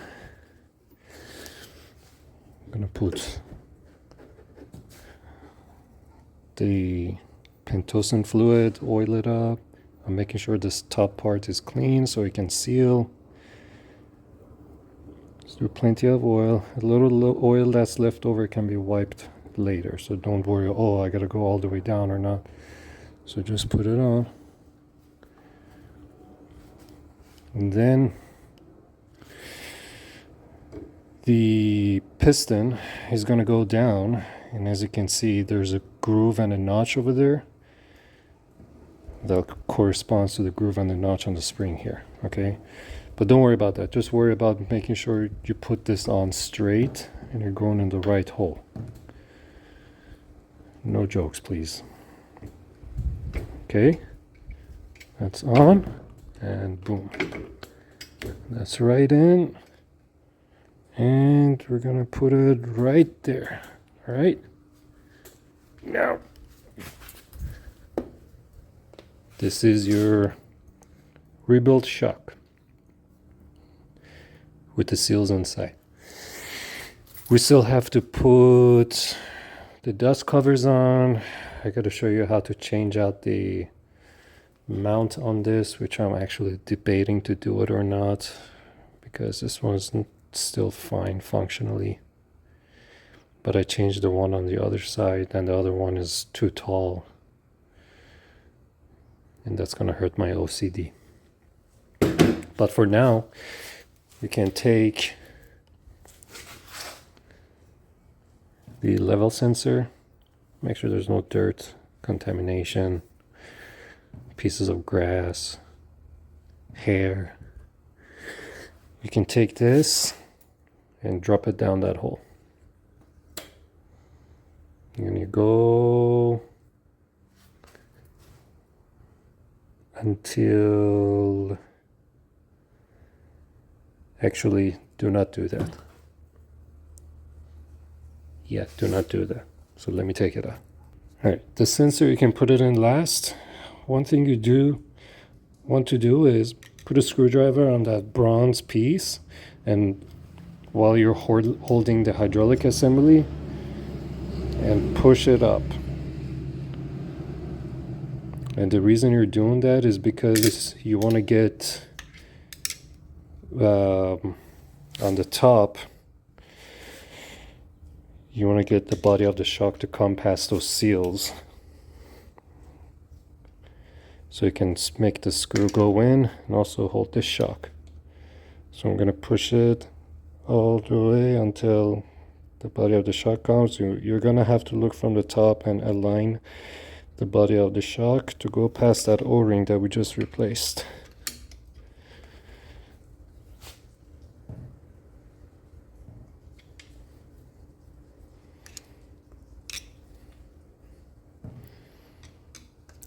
So I'm going to hold it with the screwdriver and try to push down on the hydraulic section.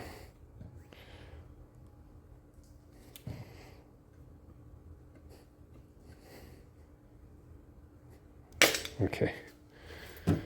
Once it's close to the top, you can put the screw in.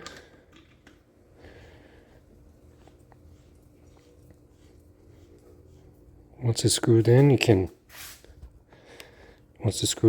pull it up.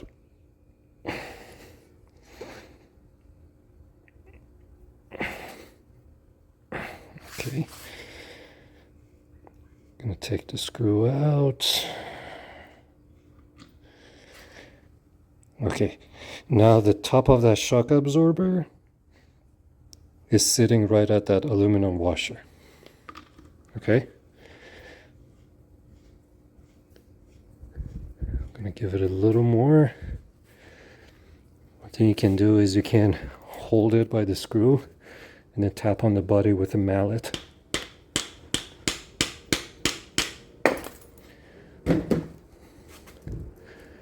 That will make sure the top of the shock absorber comes to the top of this body. And then once you tighten it, that aluminum washer is going to seal and take care of it. So we're done with this for now. I'm going to put it for now over here. And then I need to show you how to get that top hat mount replaced. This one. So the way you can get these replaced, there are 3 screws. And then there's an upper plate, which is this one you see. And a lower plate, this one. Now, these screws, again, I don't recommend you doing this unless your mount is really bad. This one is still good, but because I changed it on the other side, I have to do it this one too. The screws are pressed into the metal over here. They're pressed in, pressed in, pressed in. And also on the bottom metal, they're pressed in. Okay. Now the issue is, if you would think, oh, let's take a hammer, tap this out. It's gonna tap it out of this, but not the upper one. because the upper plate is connected to the foam, so no matter how many times you tap on it, it's not going to come out of that. So what you need to do is you need to find the corner, take a utility knife, and start cutting this foam. This is a really dense foam. You cut it here, and you make another cut. You got to go deep. Don't worry about damaging anything if you're already changing the mount. You make a deep cut.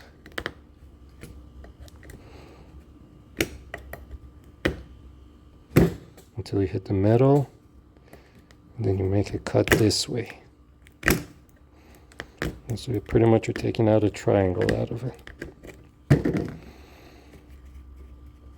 See, this mount was still good. I hate to have do this, but I had already changed the other side. Now, what you're trying to get to is, and I'm going to cut a little more of that, but I'm trying to get to this area under the mount right here, okay? Then what I'm going to do, I'm going to wedge something between the bottom plate and this top plate, and then I'm going to tap this out, so that way it's gonna come out. So I'm going to cut all three.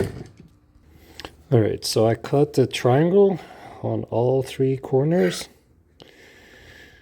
and the goal is to get behind this plate, so I can wedge something between the upper plate and the lower plate, so I can tap it out. And something that works best is a 1/2 inch extension. So put the nuts back on, the one you want to take out. Take your 13mm socket and you wedge this between the upper plate and the lower plate. Then you start tapping it out.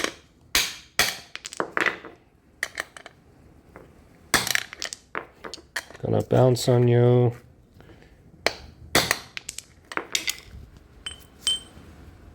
But eventually you're gonna get it out. This is the hardest part. The rest after this doesn't take too much time.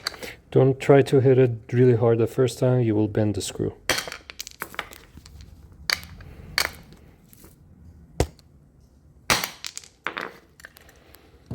And it's already starting to come out a little bit. So I'm gonna tap this out. So you can see I tapped one out. It's out of the pressed fit of the top and the bottom.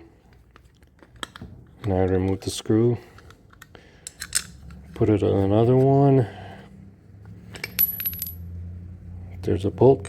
Shove the extension in and tap the second and the third one out. Once you tapped all three out, you remove the 3 screws and you can remove the top plate, the mount, and yeah, the mount and the bottom plate. Now you take a wire brush, take all this foam out, and this just separates.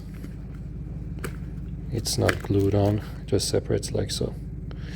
And don't worry about the direction, it's directional, so it only goes back one way.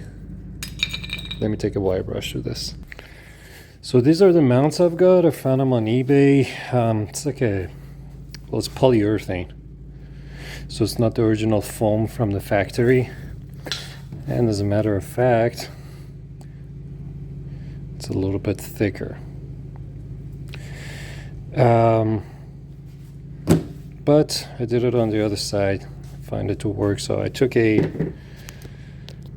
wire brush, brushed all of these off, and I would like to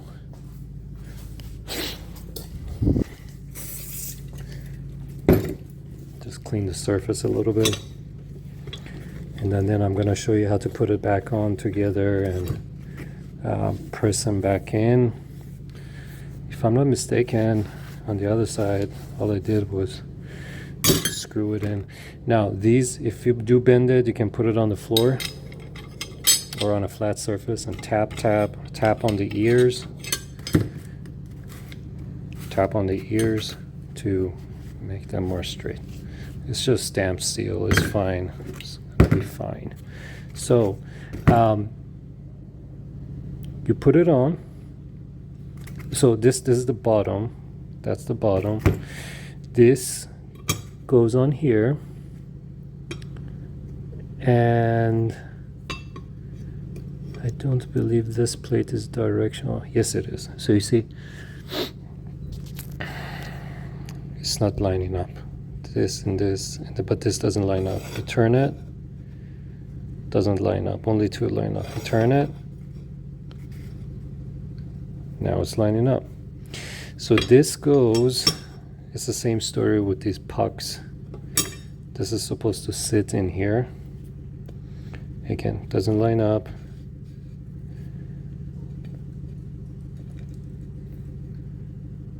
Doesn't line up. So it should line up this way. Yeah, see, it's not perfect. Whoever manufactured these, their mold was out of spec. But goes in like this. The raised edge goes towards the top. You can find these on eBay. I think they're like $40 or something. You put it on, and then this goes on top. And I think this is directional too. Yeah. Yeah, just like that. And then the next step is you push one bolt in, comes through here. Push another, goes through there. Push another, goes through there. All right? So one thing you can do to make your life a little easier, you can tap these bolts in from the back before you get started. So you just want something that can get through, have enough space on the bottom. Put it on there, and can you see it? Can you tap?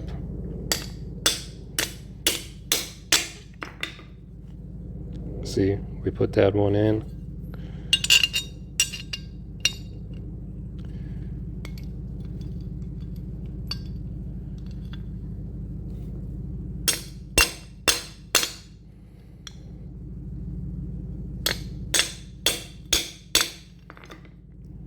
That went in. Doesn't have to be perfect all the way. Once you tighten it, it will pull itself in. Just want it to be holding itself. So again, put it back together.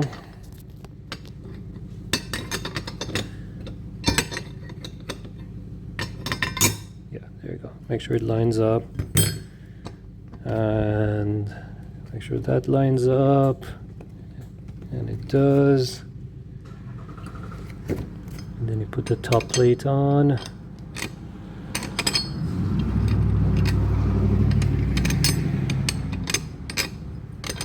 Yeah, it's that way. Then you simply take the bolt.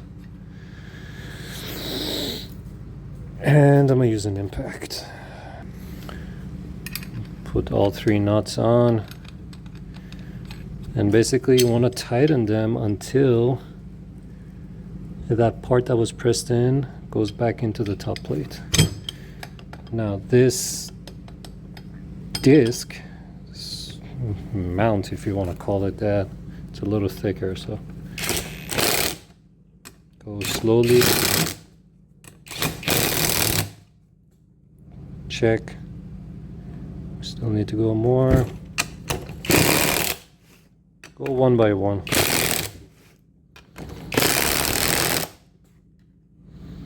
And then you will feel it stop, as a matter of fact. There you go, that one stopped. That stopped. it stopped.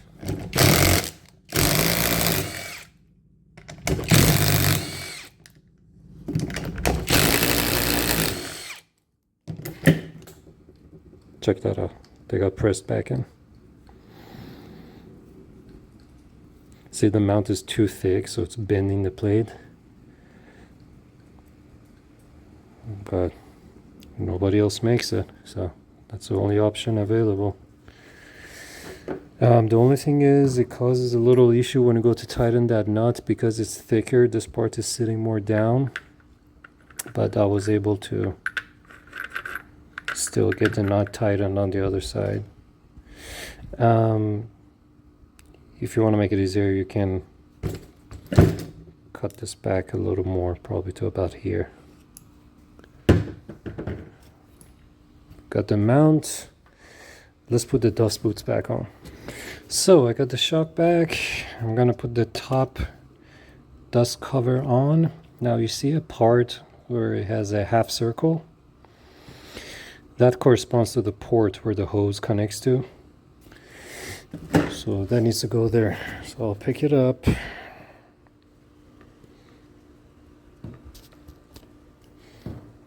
I'll put it on like so. I need to remove that plug. And I clean this a little bit.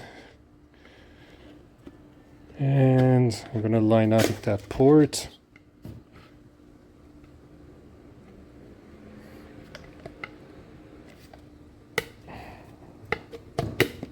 Just like so. See how it comes on top right there? Okay. And you can make sure you got it seated all the way. Now here's what you can do. I'm gonna put that plug back in. Prevent contamination. Now this is what you need. These are CV boot clamps. They're universal ones. You can find them on Amazon. They sell like a pack of 20 of them for like $10–15. You take some of these, you can cut them to any shape, crimp them to any size, instead of having to find a what do you call it, a hose clamp. These are super simple, and you don't need a special tool. All you need are these flush cutters. You can do the job with these. They do a really good job. So after we got this on, we're gonna put the upper clamp on there. I'm gonna put this around and measure about how much do I need. It's gonna come to about here, so I need to cut it around there. See, I take my cutters.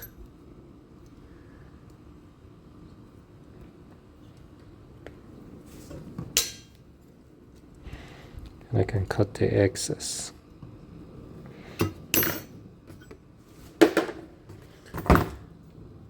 Then these, you do need to bend them down a little bit. I'll put this around here. Now I tend to like to line up the crimp joints on where the front of the shock is, so if in the future I need to change it out or adjust it, I can remove it without removing it, the whole thing from the car. So you go around this groove and you see which hole you can line it up on. Just a second. Okay. I need to bend this down a little bit.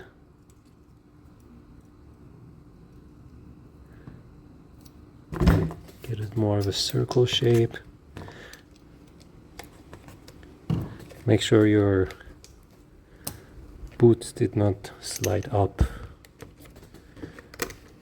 And that's where the groove is for the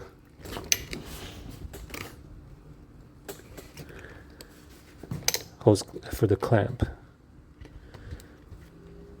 Okay.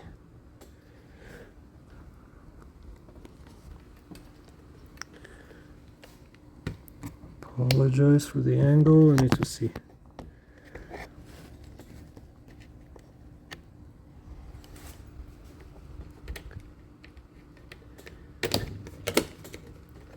Need to bend it a little more.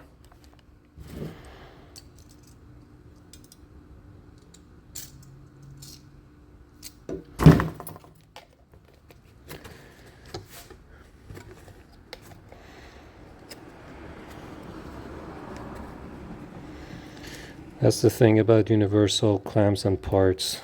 You gotta measure and cut yourself. So I got these teeth locked in there. Gonna give it a little bit of tapping.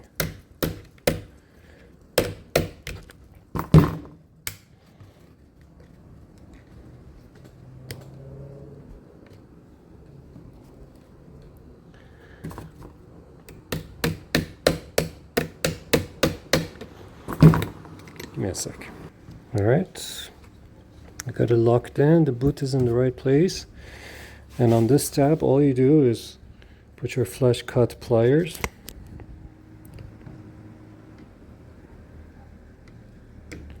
and you give it a squeeze. This is why I like these clamps. Making sure we're good and tight. I'm gonna hammer it down a little bit. A little more. You don't need to over tighten these. It will cut the boot. That's it. Nice and tight. Then you can buy this complete boot from eBay as well. This is the boot that goes around the whole shock. Okay, the same thing. We're gonna feed it through the bottom over the ball joint. This part is gonna stay there. This part is gonna come around here. Gonna clean the surfaces, make sure there's no dirt or oil. Nothing is sticking. Actually, I need to tighten the top before you put this on. That's really important, because if you put the boot on, you cannot hold this to tighten the top. So let's do that. All right, it's time to put the top mount on. Now on the top mount, you see on the back, there's this slot over here that needs to correspond to this, so right over here. All right, so you put the top mount on. You have to make sure this part is right on top of where the hose is gonna connect to the strut. And then you take the same 90-degree needle nose pliers, pass it through these holes, wedge it on the table or hold on to it. And then you take your 24mm square and then you just go ahead and tighten it. There's no torque specs. I'm guessing you just have to go until it's good and tight. The German spec. So you will probably feel where it stops, where you cannot tighten it more. So that's probably about it. And if you decide you can tighten it more on the car, if you see it leaking or anything. It's not recommended to use an impact, but I like to do so as long as I'm holding this sleeve to make sure it doesn't spin the shock just rapidly, because that's going to destroy the seals in the shock. So I just put a small impact. You can see this starting to crack, so this may be my last time I can use this socket. So yeah, I'm gonna give it the beans while I'm holding it, because I don't want it to be loose.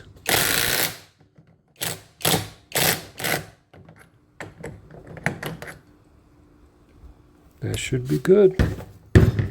Now, you're done with this. Wipe it, make sure there's no oils. You push this plastic sleeve back on top. The bottom one, if you cannot get it, no worries. The next time your car bottoms out, those two are going to touch. Now, these are the sleeves I was telling you about. These boots, you can get them from Amazon or eBay. I found this on eBay. It's the same as the same design as the original part. Obviously, it's not Mercedes, but I think they can be bought a lot cheaper. You can fish it. You have to fish it through this way. So take off the nut for the lower ball joint. And again, I like to make sure there's no trash or something that can get sucked in while I'm trying to push in the boot. And basically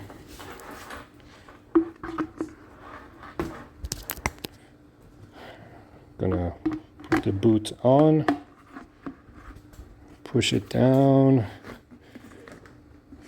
and make sure you don't tear open the boot. So you gotta make sure you get it in nice. Be cautious where the stud for the ball joint is. So because you can tear open the boot, you can see it's touching there. So I'm just gonna bend the boot to clear it. Watch the bottom, watch the top. Then once you get to the top, you need to tilt the boot and push the stud of the ball joint through it. You probably have to play with it a little bit. I tend to bend it, the boot, like this. Push it on both sides.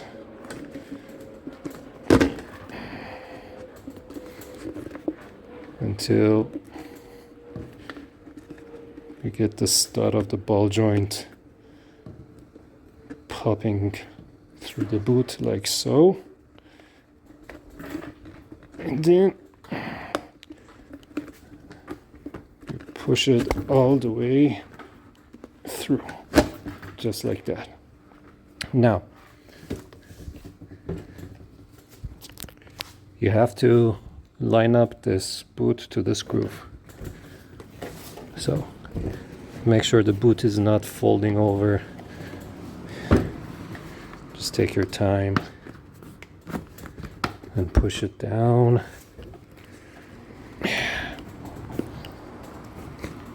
And make sure that it lines up. All right. That's on the groove. Now on the top, there's another groove as well. You push it until it sits on that groove. This free space over here, don't worry about it. You just want to make sure when you're pressing, this is where the band goes, the clamp goes. You're pressing it, you can feel that it's sitting on that aluminum piece. And it is. Now, almost done. Making sure everything's good, there's no tears, no nothing. The boot is intact. And appears to be so. Now we take another one of these universal clamps. We fish it through.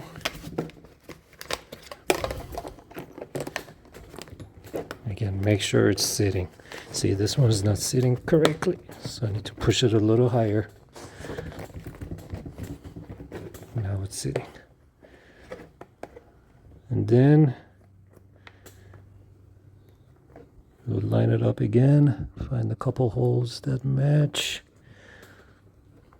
I need to bend this piece again. All right, I have it sitting in the groove all the way around. I put it on a couple of these tabs. I like to line them up just so I can work on it in the future, and give it a squeeze until it pulls itself in.